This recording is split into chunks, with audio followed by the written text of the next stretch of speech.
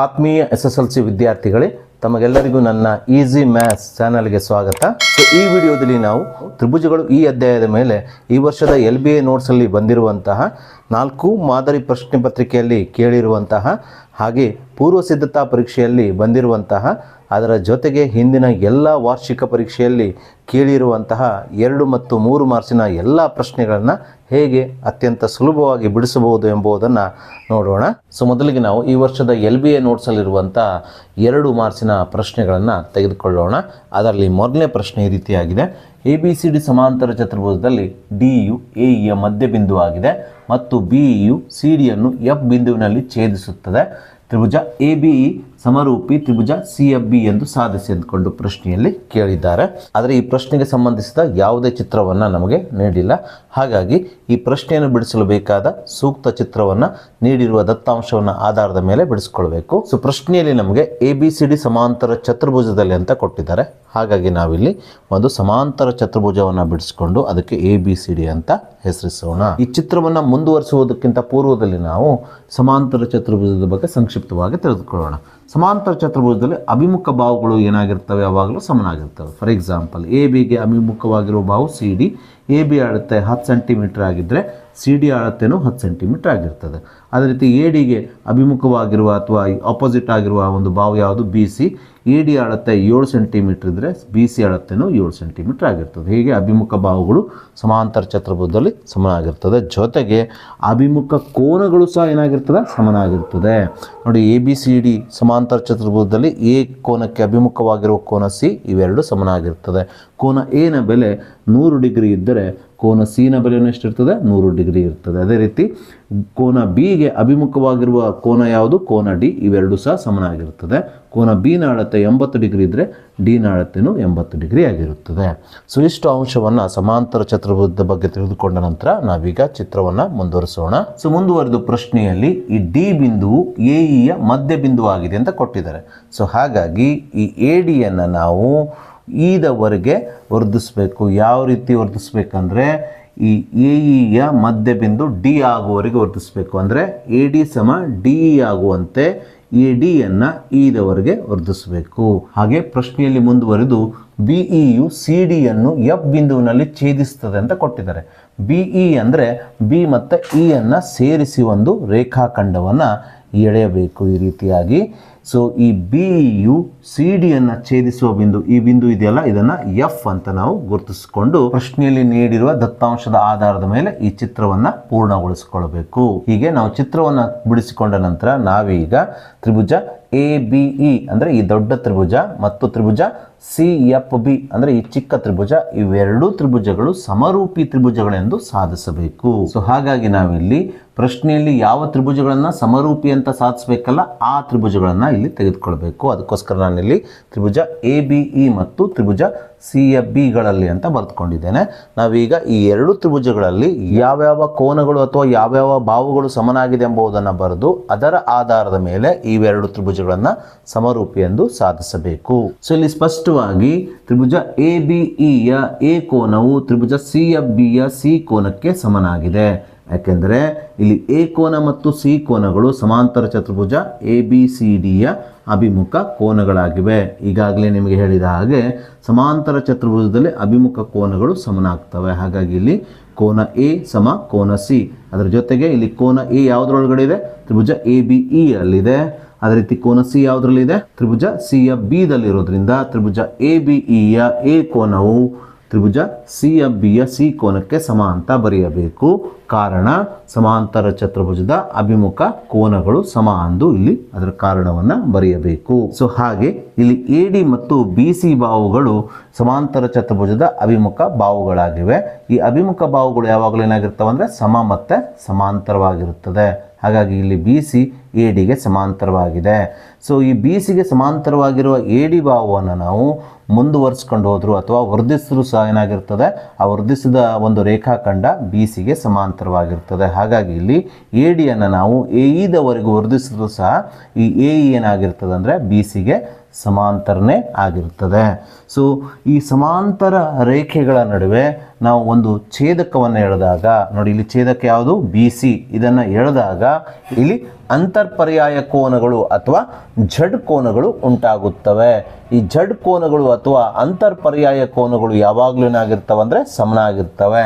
ಹಾಗಾಗಿ ಈ AE ಮತ್ತು BC ಸಮಾಂತರ ರೇಖೆಗಳ ನಡುವೆ ಇರುವಂಥ ಛೇದಕ ರೇಖೆಯು ಏನು ಮಾಡ್ತದೆ ಅಂದರೆ ಇಲ್ಲಿ AEB ಮತ್ತು CBF ಅಂತರ್ಪರ್ಯಾಯ ಕೋನಗಳನ್ನು ಅಥವಾ ಝಡ್ ಕೋನಗಳನ್ನು ಉಂಟು ಮಾಡುತ್ತಿವೆ. ಇವೆರಡೂ ಕೋನಗಳು ಏನಾಗ್ತವೆ? ಹಾಗಾದರೆ ಸಮನಾಗ್ತವೆ.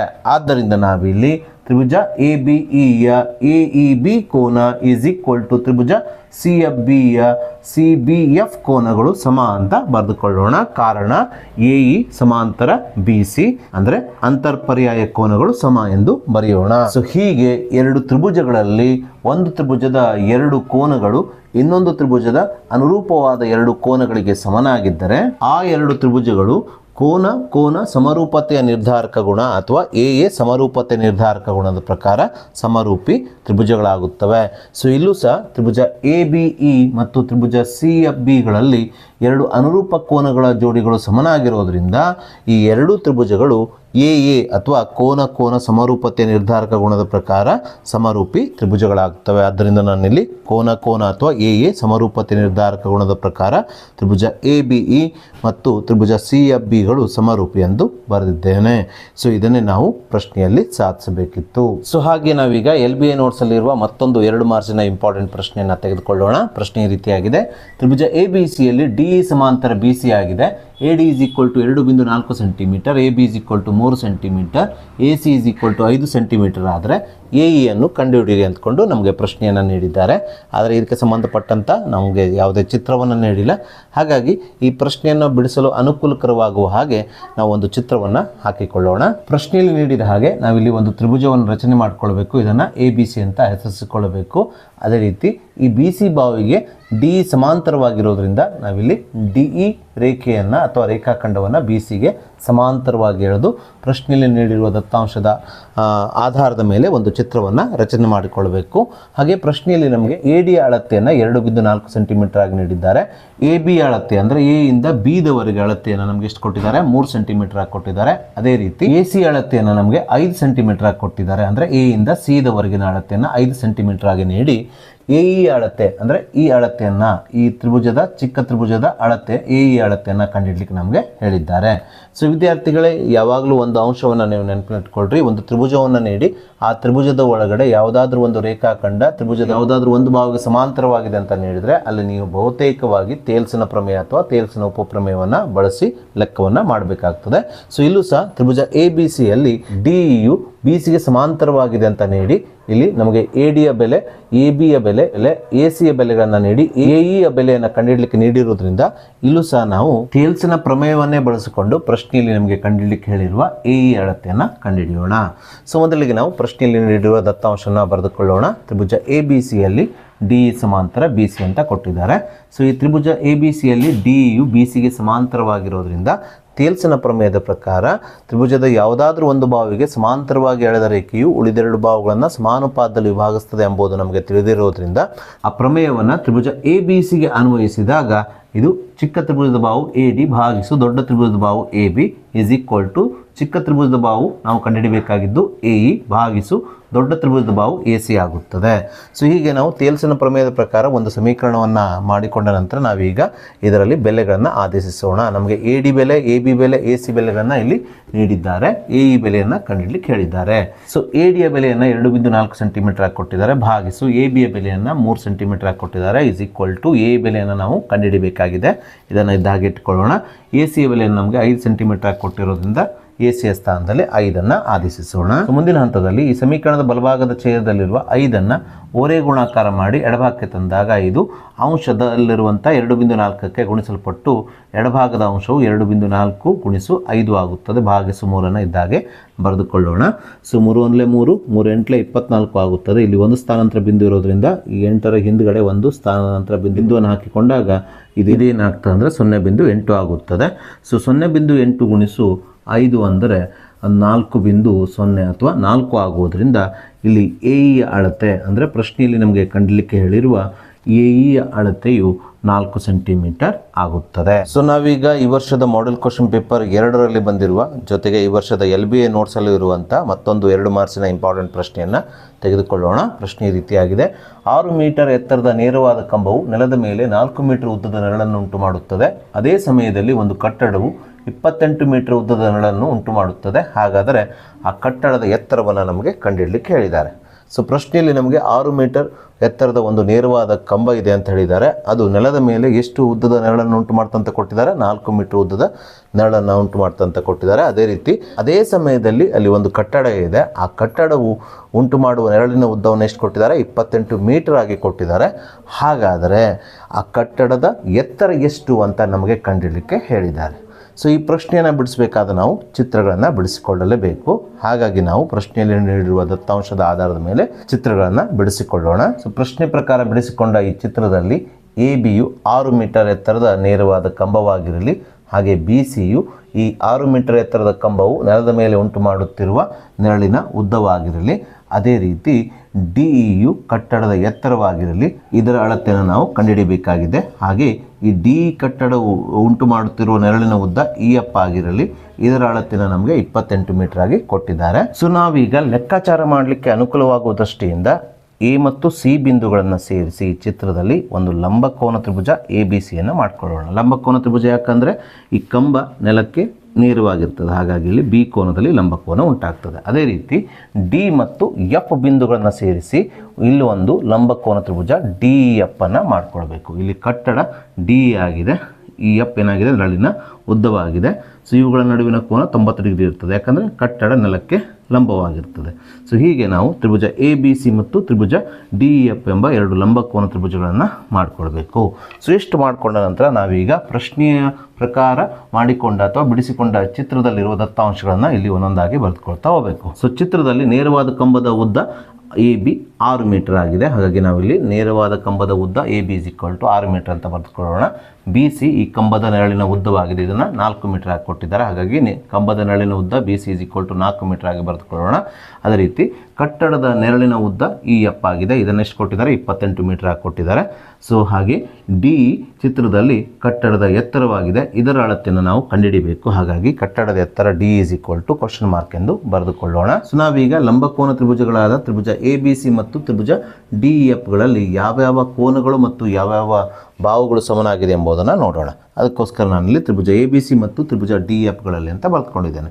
ಇಲ್ಲಿ ಸ್ಪಷ್ಟವಾಗಿ ತ್ರಿಭುಜ ABCಯ ಕೋನ B ಯು 90 ಡಿಗ್ರಿ ಆಗಿದ್ದರೆ ತ್ರಿಭುಜ DEFನಲ್ಲಿ ಈ ಕೋನವು 90 ಡಿಗ್ರಿ ಆಗಿರೋದ್ರಿಂದ ಇವೆರಡು ಕೋನಗಳು ಸಮನಾಗಿದೆ. ಆದ್ದರಿಂದ ನಾನಿಲ್ಲಿ ಕೋನ B = ಕೋನ E = 90 ಡಿಗ್ರಿ ಅಂತ ಬರೆದುಕೊಂಡಿದ್ದೇನೆ. ಅದೇ ರೀತಿ ತ್ರಿಭುಜ ABCಯ C ಕೋನವು ತ್ರಿಭುಜ DEFನ F ಕೋನಕ್ಕೆ ಅನುರೂಪ ಕೋನವಾಗಿರೋದ್ರಿಂದ ಇವೆರಡು ಕೋನಗಳು ಸಮನಾಗ್ತವೆ. ಆದ್ದರಿಂದ ನಾನಿಲ್ಲಿ ಕೋನ C = ಕೋನ F ಎಂದು ಬರೆದುಕೊಂಡಿದ್ದೇನೆ.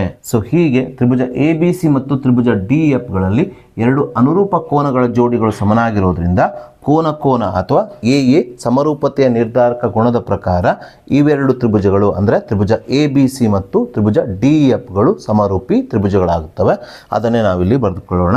ಆದ್ದರಿಂದ ಕೋನ ಸಮರೂಪತೆ ನಿರ್ಧಾರಕ ಗುಣದ ಪ್ರಕಾರ ಅಥವಾ AA ಪ್ರಕಾರ ತ್ರಿಭುಜ ABC ಸಮರೂಪಿ ತ್ರಿಭುಜ DEF ಎಂದು ಬರೆದುಕೊಳ್ಳೋಣ. ಸೊ ಹೀಗೆ ಈ ಎರಡು ತ್ರಿಭುಜಗಳು ಸಮರೂಪಿ ಆದ ನಂತರ ಇವುಗಳ ಅನುರೂಪ ಬಾಹುಗಳ ಅನುಪಾತಗಳೇನಾಗಿರ್ತವೆ ಅಂದರೆ ಸಮನಾಗಿರ್ತವೆ.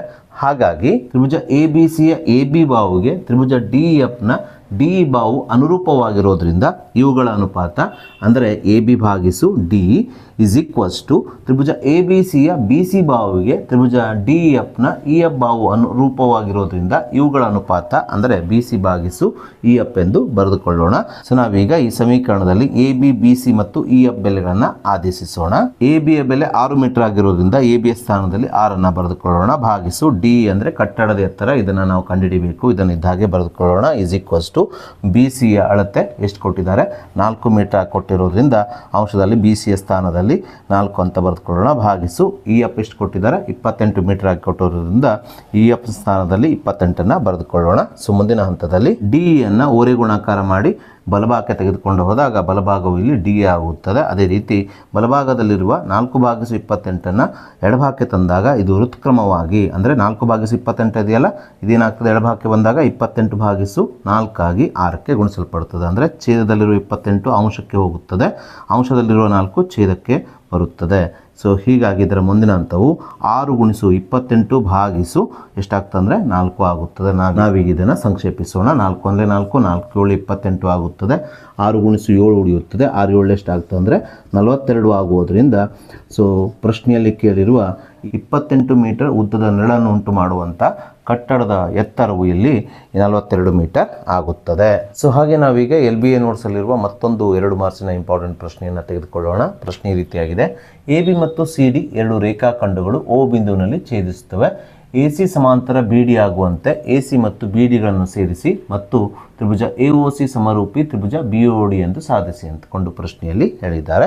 ಸೊ ಈ ಪ್ರಶ್ನೆಯನ್ನು ಸಾಧಿಸಬೇಕಾದ ನಮಗೆ ಚಿತ್ರದ ಅಗತ್ಯ ಇದೆ. ಹಾಗಾಗಿ ನಾವು ಪ್ರಶ್ನೆಯಲ್ಲಿ ನೀಡಿರುವ ದತ್ತಾಂಶದ ಆಧಾರದ ಮೇಲೆ ಚಿತ್ರವನ್ನು ಹಾಕಿಕೊಳ್ಳಬೇಕು. ಸೊ ಪ್ರಶ್ನೆಯಲ್ಲಿ ನಮಗೆ AB ಮತ್ತು CD 2 ರೇಖಾಖಂಡಗಳು O ಬಿಂದುವಿನಲ್ಲಿ ಛೇದಿಸ್ತಾವಂತ ಕೊಟ್ಟಿದ್ದಾರೆ. ಹಾಗಾಗಿ ನಾವಿಲ್ಲಿ AB ಮತ್ತು CD ರೇಖಾಖಂಡಗಳನ್ನು ಎಳೆದುಕೊಳ್ಳೋಣ. ಇದು ಛೇದಿಸುವ ಬಿಂದುವನ್ನು ನಾವು O ಅಂತ ಗುರುತಿಸಿಕೊಳ್ಳೋಣ. ಹಾಗೆ ಮುಂದುವರೆದ ಪ್ರಶ್ನೆಯಲ್ಲಿ AC ಸಮಾಂತರ BD ಆಗುವಂತೆ AC ಮತ್ತು BDಗಳನ್ನು ಸೇರಿಸಿ ಅಂತ ಕೊಟ್ಟಿದ್ದಾರೆ. ಹಾಗಾಗಿ ಪ್ರಶ್ನೆಯಲ್ಲಿ ಹೇಳಿದ ಹಾಗೆ ನಾವು ಇಲ್ಲಿ AC ಸಮಾಂತರ BD ಆಗುವಂತೆ AC ಮತ್ತು BDಗಳನ್ನು ಈ ರೀತಿಯಾಗಿ ಸೇರಿಸೋಣ. ಇಲ್ಲಿ AC ಮತ್ತು BDಗಳು ಏನಾಗಿದ್ದಾವೆ, ಸಮಾಂತರವಾಗಿದ್ದಾವೆ. ಸೊ ಹೀಗೆ ನಾವು ಪ್ರಶ್ನೆಯಲ್ಲಿ ನೀಡಿರುವ ದತ್ತಾಂಶದ ಆಧಾರದ ಮೇಲೆ ಚಿತ್ರವನ್ನು ಬಿಡಿಸ್ಕೊಳ್ಬೇಕು. ನಿಮಗೆ LBA ನೋಟ್ಸಲ್ಲಿ ಕೊಟ್ಟಿರುವ ಉತ್ತರದಲ್ಲಿ AD ಮತ್ತು BCಗಳನ್ನು ಸೇರಿಸಿದ್ದಾರೆ. ಇದು ಸೇರಿಸುವ ಅಗತ್ಯ ಇಲ್ಲ, ನೀವು ಸೇರಿಸ್ಕೊಂಡ್ರೂ ಆಗ್ತದೆ. ಸೊ ಇಷ್ಟೇ ಚಿತ್ರ ನಮಗೆ ಈ ಪ್ರಶ್ನೆಯನ್ನು ಸಾಧಿಸಲಿಕ್ಕೆ ಸಾಕಾಗ್ತದೆ. ಹಾಗಾಗಿ ನಾವು ಇಲ್ಲಿ AD ಮತ್ತು BCಯನ್ನು ಸೇರಿಸೋದಿಲ್ಲ.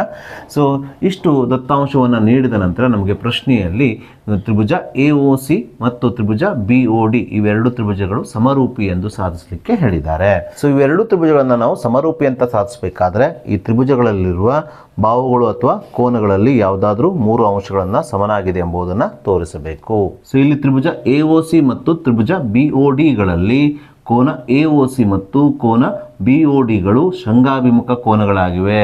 ಈ ಶೃಂಗಾಭಿಮುಖ ಕೋನಗಳು ಯಾವಾಗಲೂ ಏನಾಗಿರ್ತವೆ ಅಂದರೆ ಸಮನಾಗಿರ್ತವೆ. ಆದ್ದರಿಂದ ನಾವಿಲ್ಲಿ ತ್ರಿಭುಜ AOC ಮತ್ತು ತ್ರಿಭುಜ BODಗಳಲ್ಲಿ ಕೋನ AOC = ಕೋನ BOD ಅಂತ ಬರೆದುಕೊಳ್ಳೋಣ. ಕಾರಣ ಶೃಂಗಾಭಿಮುಖ ಕೋನಗಳು ಸಮ ಎಂದು ಬರೆಯೋಣ. ಅದೇ ರೀತಿ ಇಲ್ಲಿ AC ಮತ್ತು BDಗಳು ಸಮಾಂತರ ರೇಖೆಗಳಾಗಿವೆ.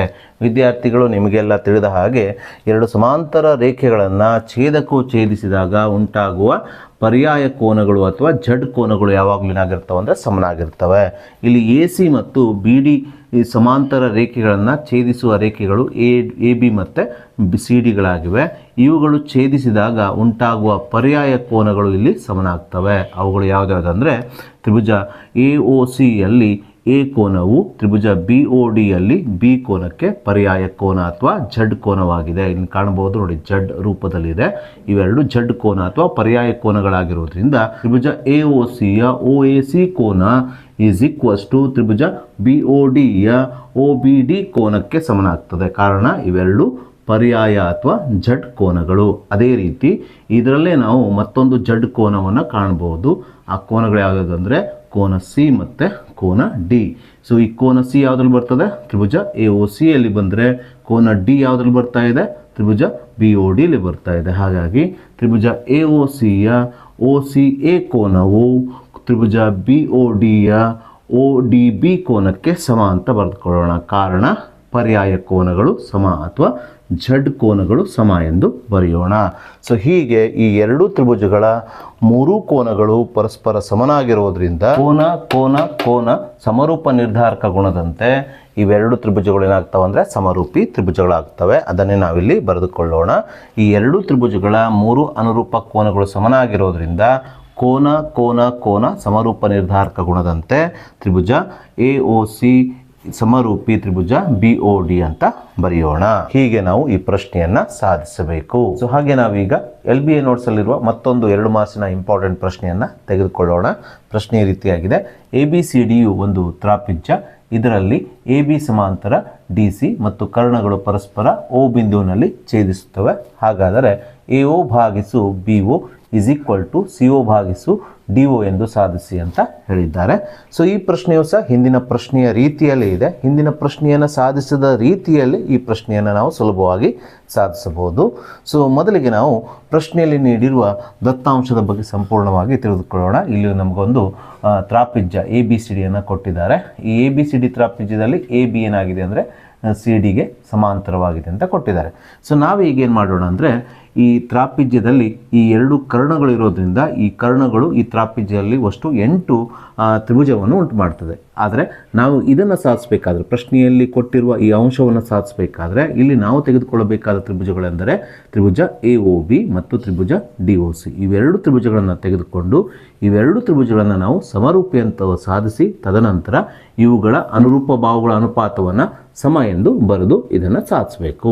ಸೊ ಹಾಗಾಗಿ ಮೊದಲಿಗೆ ನಾವು ತ್ರಿಭುಜ AOB ಮತ್ತು ತ್ರಿಭುಜ CODಗಳನ್ನು ತೆಗೆದುಕೊಳ್ಳೋಣ. ಇವೆರಡು ತ್ರಿಭುಜಗಳಲ್ಲಿ ನಾವೀಗ ಈ 3 ಬಾಹುಗಳು ಮತ್ತು 3 ಕೋನಗಳಲ್ಲಿ ಯಾವುದಾದ್ರೂ 3 ಅಂಶಗಳನ್ನು ಸಮ ಎಂದು ತೋರಿಸೋಣ. ಸೊ ಹಾಗಾಗಿ ನಾವಿಲ್ಲಿ AOB ಮತ್ತು ತ್ರಿಭುಜ CODಗಳನ್ನು ತೆಗೆದುಕೊಳ್ಳೋಣ. ನಾವೀಗ ಈ 2 ತ್ರಿಭುಜಗಳನ್ನು ಸಮರೂಪಿ ಅಂತ ಸಾಧಿಸಬೇಕು.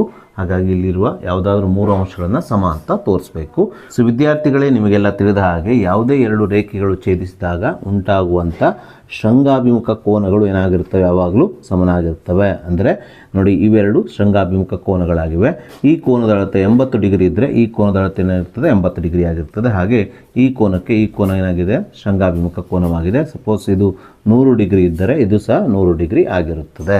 ಸೊ ಅದೇ ರೀತಿ ಇಲ್ಲಿ ತ್ರಿಭುಜ AOBಯಲ್ಲಿ AOB ಕೋನವು ತ್ರಿಭುಜ CODಯಲ್ಲಿ COD ಕೋನಕ್ಕೇನಾಗಿದೆ ಅಂದರೆ ಶೃಂಗಾಭಿಮುಖ ಆಗಿರುವುದನ್ನು ಕಾಣಬಹುದು. ಹಾಗಾಗಿ ಇವೆರಡು ಕೋನಗಳು ಸಮನಾಗ್ತವೆ. ಆದ್ದರಿಂದ ನಾವಿಲ್ಲಿ ತ್ರಿಭುಜ AOB ಮತ್ತು ತ್ರಿಭುಜ DOCಗಳಲ್ಲಿ ತ್ರಿಭುಜ AOBಯ AOB ಕೋನ ಈಸ್ ಈಕ್ವಲ್ ಟು ತ್ರಿಭುಜ CODಯ COD ಕೋನ ಸಮ ಅಂತ ಬರೆದುಕೊಳ್ಳೋಣ. ಕಾರಣ ಶೃಂಗಾಭಿಮುಖ ಕೋನಗಳು ಸಮ ಎಂದು ಬರೆಯೋಣ. ಸೊ ಹಾಗೆ ವಿದ್ಯಾರ್ಥಿಗಳೇ, 2 ಸಮಾಂತರ ರೇಖೆಗಳನ್ನು ಒಂದು ಛೇದಕವು ಛೇದಿಸಿದಾಗ ಉಂಟಾಗುವ Z ಅಥವಾ ಪರ್ಯಾಯ ಕೋನಗಳು ಏನಾಗಿರ್ತವೆ, ಯಾವಾಗಲೂ ಸಮನಾಗಿರ್ತವೆ. ಸೊ ಇಲ್ಲೂ ಸಹ ನೀವು ನೋಡ್ಬೋದು AB ಮತ್ತು CDಗಳು ಸಮಾಂತರ ರೇಖೆಗಳಾಗಿರೋದ್ರಿಂದ ಈ ಸಮಾಂತರ ರೇಖೆಗಳನ್ನು AC ಛೇದಕವು ಛೇದಿಸಿದಾಗ ಉಂಟಾಗುವ Z ಅಥವಾ ಪರ್ಯಾಯ ಕೋನಗಳನ್ನು ಇಲ್ಲಿ ನೀವು ಕಾಣ್ಬೋದು. ಅದ್ಯಾವುದು ಅಂದರೆ OAB ಮತ್ತು OCD ಇವುಗಳು ಪರ್ಯಾಯ ಕೋನಗಳಾಗಿವೆ. ಹಾಗಾಗಿ ಇವುಗಳು ಸಮನಾಗ್ತವೆ. ಅದನ್ನೇ ನಾವಿಲ್ಲಿ ಬರೆದುಕೊಳ್ಳೋಣ. ತ್ರಿಭುಜ AOBಯ OAB ಕೋನ ಈಸ್ ಈಕ್ವಲ್ ಟು ತ್ರಿಭುಜ CODಯ OCD ಕೋನಕ್ಕೆ ಸಮ ಎಂದು ಬರೆಯೋಣ. ಕಾರಣ ಪರ್ಯಾಯ ಕೋನಗಳು ಅಥವಾ Z ಕೋನಗಳು ಸಮ ಎಂದು ಬರೆಯೋಣ. ಅದೇ ರೀತಿ ಈ AB ಮತ್ತು CD ಸಮಾಂತರ ರೇಖೆಗಳನ್ನು BD ಛೇದಕವು ಛೇದಿಸಿದಾಗ ಉಂಟಾಗುವಂಥ ಪರ್ಯಾಯ ಕೋನಗಳು ಯಾವುದ್ಯಾವುದು ಅಂದರೆ OBA ಮತ್ತು ODC ಇವೆರಡು ಕೋನಗಳು ಸಹ ಸಮನಾಗ್ತವೆ. ಆದ್ದರಿಂದ ನಾವಿಲ್ಲಿ ತ್ರಿಭುಜ AOBಯ OBA ಕೋನ ಈಸ್ ಈಕ್ವಲ್ ಟು ತ್ರಿಭುಜ CODಯ ODC ಕೋನ ಅಂತ ಬರೆಯೋಣ. ಕಾರಣ ಇವು ಸಹ ಏನಾಗಿದಾವೆ ಅಂದರೆ Z ಅಥವಾ ಪರ್ಯಾಯ ಕೋನಗಳಾಗಿವೆ. ಅದನ್ನೇ ನಾವಿಲ್ಲಿ ಬರೆದುಕೊಳ್ಳೋಣ. ಕಾರಣ ಪರ್ಯಾಯ ಕೋನಗಳು ಸಮ ಎಂದು ಬರೆಯೋಣ. ಇವೆರಡಕ್ಕೂ ಒಂದೇ ಕಾರಣವನ್ನು ನಾವಿಲ್ಲಿ ಬರೆಯಬೇಕು.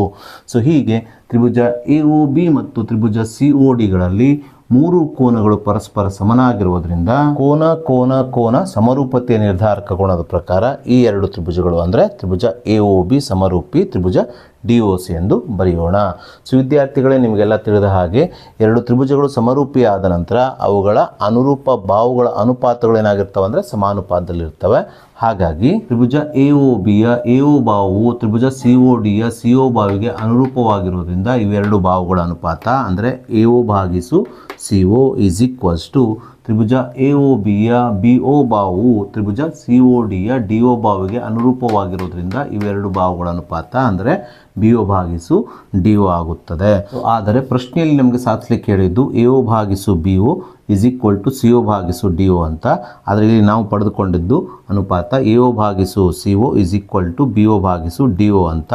ಸೊ ಹಾಗಾಗಿ ನಮಗೆ ಪ್ರಶ್ನೆಯಲ್ಲಿ ಕೇಳಿರುವ ಈ ಅನುಪಾತವನ್ನು ಪಡೆಯಬೇಕಾದರೆ ನಾವಿಲ್ಲಿ BOವನ್ನು ಎಡಭಾಗಕ್ಕೆ CO ಬಲಭಾಗಕ್ಕೆ ಓರೆಗುಣಾಕಾರ ಮಾಡಿ ಸ್ಥಳಾಂತರಿಸಬೇಕು. ಹೀಗೆ ಸ್ಥಳಾಂತರಿಸಿದಾಗ AO ಭಾಗಿಸು BO ಈಸ್ ಈಕ್ವಲ್ಸ್ ಟು ಹಾಗೆ ಇಲ್ಲಿ ಛೇದದಲ್ಲಿರುವ CO ಬಲಭಾಗಕ್ಕೆ ಒಯ್ದಾಗ ಇದು ಅಂಶಕ್ಕೆ ಹೋಗುತ್ತದೆ. ಅಂಶಕ್ಕೆ ಹೋಗಿ ಇದು CO ಆಗುತ್ತದೆ. ಭಾಗಿಸು DO ಇದ್ದಾಗೆ ಬರೆದುಕೊಳ್ಬೇಕು. ಸೊ ಹೀಗೆ ಬರೆದುಕೊಂಡಾಗ ಇದು AO ಭಾಗಿಸು BO is equal to CO ಭಾಗಿಸು DO ಆಗುತ್ತದೆ. ಸೊ ಇದನ್ನೇ ನಮಗೆ ಪ್ರಶ್ನೆಯಲ್ಲಿ ಸಾಧಿಸಲಿಕ್ಕೆ ಹೇಳಿದ್ದು. ಸೊ ಹಾಗೆ ನಾವೀಗ ಈ ವರ್ಷದ LBA ನೋಟ್ಸಲ್ಲಿರುವ ಮತ್ತೊಂದು 2 ಮಾರ್ಕ್ಸ್ನ ಇಂಪಾರ್ಟೆಂಟ್ ಪ್ರಶ್ನೆಯನ್ನು ತೆಗೆದುಕೊಳ್ಳೋಣ. ಈ ರೀತಿಯ ಪ್ರಶ್ನೆಗಳನ್ನು ವಾರ್ಷಿಕ ಪರೀಕ್ಷೆಯಲ್ಲಿ ಅತಿ ಹೆಚ್ಚು ಬಾರಿ ಕೇಳಲಾಗಿದೆ. ಸೊ ಪ್ರಶ್ನೆ ಈ ರೀತಿಯಾಗಿದೆ: ತ್ರಿಭುಜ ABCಯಲ್ಲಿ DE ಸಮಾಂತರ BC, AD x BD is equal to x minus 2, AE is equals to x plus 2 ಮತ್ತು EC is equals to x minus 1 ಆದಾಗ x ನ ಬೆಲೆಯನ್ನು ಕಂಡುಹಿಡಿಯಿರಿ ಮತ್ತು ಅದರಿಂದ AD ಅನುಪಾತ DB ಅನ್ನು ಕಂಡುಹಿಡಿಯಿರಿ ಅಂದ್ಕೊಂಡು ಪ್ರಶ್ನೆಯಲ್ಲಿ ಹೇಳಿ ಇಲ್ಲಿ ನಮಗೊಂದು ತ್ರಿಭುಜ ABCಯ ಚಿತ್ರವನ್ನು ಕೊಟ್ಟಿದ್ದಾರೆ. ಸೊ ಮೊದಲಿಗೆ ನಾವು ಪ್ರಶ್ನೆಯಲ್ಲಿ ನೀಡಿರುವ ದತ್ತಾಂಶವನ್ನು ಬರೆದುಕೊಳ್ಳೋಣ.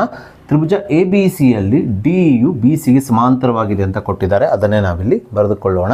ಸೊ ವಿದ್ಯಾರ್ಥಿಗಳೇ, ಯಾವುದೇ ಒಂದು ತ್ರಿಭುಜದಲ್ಲಿ ಒಂದು ಬಾಹುವಿಗೆ ಮತ್ತೊಂದು ರೇಖಾಖಂಡವು ಸಮಾಂತರವಾಗಿದ್ದರೆ ಅಲ್ಲಿ ಸಾಮಾನ್ಯವಾಗಿ ನಾವು ತೇಲ್ಸಿನ ಪ್ರಮೇಯ ಅಥವಾ ತೇಲ್ಸಿನ ಉಪಪ್ರಮೇಯವನ್ನು ಉಪಯೋಗಿಸಿ ಆ ಲೆಕ್ಕವನ್ನು ಮಾಡಬೇಕು. ಸೊ ಇಲ್ಲೂ ಸಹ ತ್ರಿಭುಜ ABCಯಲ್ಲಿ DE ಸಮಾಂತರ BC ಆಗಿರೋದ್ರಿಂದ ನಾವಿಲ್ಲಿ ಈ ತ್ರಿಭುಜಕ್ಕೆ ತೇಲ್ಸಿನ ಪ್ರಮೇಯವನ್ನು ಅನ್ವಯಿಸಿ ಈ ಲೆಕ್ಕವನ್ನು ಮಾಡೋಣ. ಸೊ ತೇಲ್ಸಿನ ಪ್ರಮೇಯದ ಪ್ರಕಾರ ತ್ರಿಭುಜದ ಯಾವುದೇ ಒಂದು ಬಾಹುವಿಗೆ ಸಮಾಂತರವಾಗಿ ಎಳೆದ ರೇಖೆಯು ಉಳಿದೆರಡು ಬಾಹುಗಳನ್ನು ಸಮಾನುಪಾತದಲ್ಲಿ ಏನು ಮಾಡ್ತದೆ ಅಂದರೆ ವಿಭಾಗಿಸ್ತದೆ. ಹಾಗಾಗಿ ಇಲ್ಲಿ ತ್ರಿಭುಜ ABCಯಲ್ಲಿ DEಯು BCಗೆ ಸಮಾಂತರವಾಗಿರೋದ್ರಿಂದ ಈ ತೇಲ್ಸಿನ ಪ್ರಮೇಯವನ್ನು ಈ ತ್ರಿಭುಜಕ್ಕೆ ಅನ್ವಯಿಸಿದಾಗ ಈ DE ರೇಖೆಯು ತ್ರಿಭುಜದ ಉಳಿದೆರಡು ಬಾಹುಗಳಾದ AB ಮತ್ತು ACಗಳನ್ನು ಸಮಾನುಪಾತದಲ್ಲಿ ವಿಭಾಗಿಸ್ತದೆ. ಇದನ್ನೇ ನಾವಿಲ್ಲಿ ಬರೆದುಕೊಳ್ಳೋಣ. ತೇಲ್ಸಿನ ಪ್ರಮೇಯದ ಪ್ರಕಾರ ಈ DE ರೇಖೆಯು ABಯನ್ನು AD ಮತ್ತು DB ಅನುಪಾತದಲ್ಲಿ ವಿಭಾಗಿಸಿದರೆ, ಅಂದರೆ AD ಭಾಗಿಸು DB ಆಗಿ ಮಾಡಿದರೆ, ACಯನ್ನು ಈ DE ರೇಖೆಯು AE ಮತ್ತು EC ಅನುಪಾತಗಳಲ್ಲಿ ವಿಭಾಗಿಸ್ತದೆ, ಅಂದರೆ AE ಭಾಗಿಸು EC ಆಗಿ ಮಾಡುತ್ತದೆ. ಅದನ್ನೇ ನಾವಿಲ್ಲಿ ಬರೆದುಕೊಳ್ಳೋಣ. ಸೊ ತೇಲ್ಸಿನ ಪ್ರಮೇಯದ ಪ್ರಕಾರ AD ಭಾಗಿಸು BD is equals to AE ಭಾಗಿಸು EC ಅಂತ ಬರೆದುಕೊಳ್ಳೋಣ. ಸೊ ಮುಂದಿನ ಹಂತದಲ್ಲಿ ADಯ ಬೆಲೆಯನ್ನು ನಮಗೆ x ಆಗಿ ಕೊಟ್ಟಿರೋದ್ರಿಂದ ADಯ ಸ್ಥಾನದಲ್ಲಿ x ಅನ್ನು ಬರೆದುಕೊಳ್ಳೋಣ. DB ಎಷ್ಟಾಗಿದೆ ಅಂದರೆ x minus 2 ಆಗಿರೋದ್ರಿಂದ DBಯ ಸ್ಥಾನದಲ್ಲಿ x minus 2 ಅನ್ನು ಬರೆದುಕೊಳ್ಳೋಣ. ಹಾಗೆ AE x plus 2 ಆಗಿರೋದ್ರಿಂದ x plus 2 ಅನ್ನು A ಸ್ಥಾನದಲ್ಲಿ ಬರೆದುಕೊಳ್ಳೋಣ. ಭಾಗಿಸು ECಯ ಬೆಲೆಯನ್ನು ನಮಗೆ x minus 1 ಆಗಿ ಕೊಟ್ಟಿರೋದ್ರಿಂದ ಛೇದದಲ್ಲಿ ನಾವು ECಯ ಸ್ಥಾನದಲ್ಲಿ x minus 1 ಅನ್ನು ಬರೆದುಕೊಳ್ಳೋಣ. ಸೊ ಮುಂದಿನ ಹಂತದಲ್ಲಿ ಇದನ್ನು ನಾವು ಓರೆ ಗುಣಾಕಾರ ಮಾಡಿ ಸಂಕ್ಷೇಪಿಸಬೇಕು. ಅಂದರೆ ಬಲಭಾಗದ ಛೇದದಲ್ಲಿರುವ x minus 1 ಅನ್ನು ಓರೆ ಗುಣಾಕಾರ ಮಾಡಿ ಎಡಭಾಗದ ಅಂಶದಲ್ಲಿರುವ xಗೆ ಗುಣಿಸ್ಕೊಳ್ಬೇಕು. ಅದೇ ರೀತಿ ಎಡಭಾಗದ ಛೇದದಲ್ಲಿರುವ x minus 2 ಅನ್ನು ಓರೆ ಗುಣಾಕಾರ ಮಾಡಿ ಬಲಭಾಗದ ಅಂಶದಲ್ಲಿರುವ x plus 2ಗೆ ಗುಣಿಸ್ಕೊಳ್ಬೇಕು. ಹೀಗೆ ಮಾಡಿದಾಗ ಇಲ್ಲಿ ಎಡಭಾಗವು x into x minus 1 is equals to ಬಲಭಾಗವು x plus 2 into x minus 2 ಆಗುತ್ತದೆ. ಸೊ ನಾವೀಗ x ಇಂದ ಈ x minus 1ಗೆ ಗುಣಿಸ್ಕೊಳ್ಳೋಣ. x ಇಂಟು x ಸ್ಕ್ವೇರ್ ಆಗುತ್ತದೆ. Plus into minus minus x ಗುಣಿಸು 1 ಅಂದರೆ ಎಕ್ಸ್ ಆಗುತ್ತದೆ. ಸೊ ಇಲ್ಲಿ x plus 2 into x minus 2 a plus b into a minus b ರೂಪದಲ್ಲಿದೆ. a plus b into a minus b ಅಂದರೆ ಮೊದಲನೇ ಪದದ ವರ್ಗ ಅಂದರೆ ಎದ ವರ್ಗ ಮೈನಸ್ ಎರಡನೇ ಪದದ ವರ್ಗ ಅಂದರೆ ಬಿದ ವರ್ಗ ಆಗ್ತದೆ. ಸೊ ಇದನ್ನು ಸಹ ನಾವು ಇದೇ ಸೂತ್ರವನ್ನು ಉಪಯೋಗಿಸಿ ಸಂಕ್ಷೇಪಿಸಿದಾಗ ಇಲ್ಲಿ ಮೊದಲನೇ ಪದ x ಆಗಿರೋದ್ರಿಂದ ಮೊದಲನೇ ಪದದ ವರ್ಗ ಅಂದರೆ x ದ ವರ್ಗವಾಗುತ್ತದೆ ಮೈನಸ್ ಎರಡನೇ ಪದದ ವರ್ಗ ಅಂದರೆ ಇಲ್ಲಿ ಎರಡನೇ ಪದ 2 ಆಗಿರೋದ್ರಿಂದ 2ರ ವರ್ಗವಾಗುತ್ತದೆ. ಸೊ ಮುಂದಿನ ಹಂತದಲ್ಲಿ ಈ ಸಮೀಕರಣದ ಎರಡೂ ಬದಿಯಲ್ಲಿರುವ ಪ್ಲಸ್ ಎಕ್ಸ್ ಸ್ಕ್ವೇರನ್ನು ಕ್ಯಾನ್ಸಲ್ ಮಾಡಿಕೊಳ್ಳೋಣ. ಹೀಗೆ ಕ್ಯಾನ್ಸಲ್ ಮಾಡಿದಾಗ ಎಡಭಾಗದಲ್ಲಿ ಮೈನಸ್ ಎಕ್ಸ್ ಉಳಿಯುತ್ತದೆ ಇಸ್ ಈಕ್ವಲ್ ಟು ಬಲಭಾಗದಲ್ಲಿ ಮೈನಸ್ 2ರ ವರ್ಗ ಎಷ್ಟಾಗ್ತದೆ ಅಂದರೆ 4 ಆಗುತ್ತದೆ. ಸೊ ಮುಂದಿನ ಹಂತದಲ್ಲಿ ಈ ಸಮೀಕರಣದ ಎರಡೂ ಬದಿಯಲ್ಲಿ ಮೈನಸ್ ಇರೋದ್ರಿಂದ ನಾವು ಈ ಸಮೀಕರಣದ ಎರಡೂ ಬದಿಗೆ ಮೈನಸ್ 1ರಿಂದ ಗುಣಿಸಿಕೊಂಡು ನಾವು ಎಕ್ಸ್ ಅನ್ನು ಪ್ಲಸ್ ಆಗಿ ಮಾಡಿಕೊಳ್ಳೋಣ. ಸೊ ಮೈನಸ್ ಇಂದ ಈ ಸಮೀಕರಣದ ಎರಡೂ ಬದಿಗೆ ಗುಣಿಸಿಕೊಂಡಾಗ minus into minus plus x ಆಗುತ್ತದೆ. ಮೈನಸ್ ಇಂಟು ಮೈನಸ್ ಪ್ಲಸ್ 4 ಆಗುತ್ತದೆ. ನೇರವಾಗಿ ಬರೆಯಬಹುದು. ಎರಡೂ ಕಡೆಗೆ ಮೈನಸ್ ಇದ್ದಾಗ ನಾವು ನೇರವಾಗಿ ಎರಡೂ ಕಡೆಗೆ ಪ್ಲಸ್ ಆಗಿ ಬರೀಬಹುದು. ಹಾಗಾಗಿ ಇದರ ಮುಂದಿನ ಹಂತವೇನಾಗ್ತದೆ ಎಕ್ಸ್ ಇಸ್ ಈಕ್ವಲ್ ಟು 4 ಆಗುತ್ತದೆ. ಆದ್ದರಿಂದ ಇಲ್ಲಿ ಪ್ರಶ್ನೆಯಲ್ಲಿ ನಮಗೆ ಕಂಡುಹಿಡಿಯಲಿಕ್ಕೆ ಹೇಳಿರುವ ಎಕ್ಸ್ನ ಬೆಲೆಯು 4 ಆಗುತ್ತದೆ. ಸೊ ಹೀಗೆ ನಾವು ಪ್ರಶ್ನೆಯಲ್ಲಿ ಕಂಡುಹಿಡಿಯಲಿಕ್ಕೆ ಹೇಳಿರುವ ಎಕ್ಸ್ನ ಬೆಲೆಯನ್ನು ಕಂಡುಹಿಡಿದ ನಂತರ ನಾವೀಗ ಪ್ರಶ್ನೆಯಲ್ಲಿ ಕಂಡುಹಿಡಿಯಲಿಕ್ಕೆ ಹೇಳಿರುವಂಥ ಮತ್ತೊಂದು ಅಂಶ AD ಅನುಪಾತ DBಯ ಬೆಲೆಯನ್ನು ಕಂಡುಹಿಡಿಯೋಣ. AD ಅನುಪಾತ DBಯನ್ನು ನಾವು AD ಭಾಗಿಸು DB ಆಗಿ ಬರೆದುಕೊಳ್ಳೋಣ. AD ಅಂದರೆ ಅದು x ಆಗಿರೋದ್ರಿಂದ ನಾವಿಲ್ಲಿ ADಯ ಸ್ಥಾನದಲ್ಲಿ ಅಂಶದಲ್ಲಿ x ಅನ್ನು ಬರೆದುಕೊಳ್ಳೋಣ. ಭಾಗಿಸು DB ಅಂದರೆ x minus 2 ಆಗಿರೋದ್ರಿಂದ ಛೇದದಲ್ಲಿ x minus 2 ಅಂತ ಬರೆದುಕೊಳ್ಳೋಣ. ನಾವೀಗ ಇದರಲ್ಲಿ xನ ಬೆಲೆ 4 ಆದೇಶಿಸಿ AD ಅನುಪಾತ DBಯ ಬೆಲೆಯನ್ನು ಕಂಡುಹಿಡಿಯೋಣ. ಸೊ xನ ಬೆಲೆ ಎಷ್ಟಾಗಿದೆ ಅಂದರೆ 4 ಬಂದಿರೋದ್ರಿಂದ ಅಂಶದಲ್ಲಿ ಎಕ್ಸ್ನ ಸ್ಥಾನದಲ್ಲಿ 4 ಬರೆದುಕೊಳ್ಳೋಣ. ಭಾಗಿಸು ಎಕ್ಸ್ನ ಬೆಲೆ 4 ಆಗಿರೋದ್ರಿಂದ ಎಕ್ಸ್ನ ಸ್ಥಾನದಲ್ಲಿ 4 ಆದೇಶಿಸಿದಾಗ ಇದು 4 ಮೈನಸ್ 2 ಆಗುತ್ತದೆ. ಸೊ ಮುಂದಿನ ಹಂತದಲ್ಲಿ ಈ 4 ಇದ್ದ ಹಾಗೆ ಬರೆದುಕೊಳ್ಳೋಣ. ಭಾಗಿಸು 4 ಮೈನಸ್ 2 ಅಂದರೆ 2 ಆಗುತ್ತದೆ. ಸೊ 2 1 2 2 4 ಆಗುವುದರಿಂದ ಇದರ ಸಂಕ್ಷಿಪ್ತ ರೂಪವು 2 ಭಾಗಿಸು 1 ಆಗುತ್ತದೆ. ಸೊ ಆದ್ದರಿಂದ ಇಲ್ಲಿ ಪ್ರಶ್ನೆಯಲ್ಲಿ ನಮಗೆ ಕಂಡುಹಿಡಿಯಲಿಕ್ಕೆ ಹೇಳಿರುವ AD ಅನುಪಾತ DBಯ ಬೆಲೆ ಅಥವಾ AD ಭಾಗಿಸು DBಯ ಬೆಲೆಯು 2:1 ಅಥವಾ 2:1 ಆಗುತ್ತದೆ. ಸೊ ಹಾಗೆ ನಾವೀಗ ಈ ವರ್ಷದ LBA ನೋಟ್ಸಲ್ಲಿರುವಂಥ ಮತ್ತೊಂದು ಇಂಪಾರ್ಟೆಂಟ್ ಪ್ರಶ್ನೆಯನ್ನು ತೆಗೆದುಕೊಳ್ಳೋಣ. ಪ್ರಶ್ನೆ ಈ ರೀತಿಯಾಗಿದೆ. ಚಿತ್ರದಲ್ಲಿ ಇಲ್ಲಿ ನಮಗೊಂದು ಚಿತ್ರವನ್ನು ಕೊಟ್ಟಿದ್ದಾರೆ.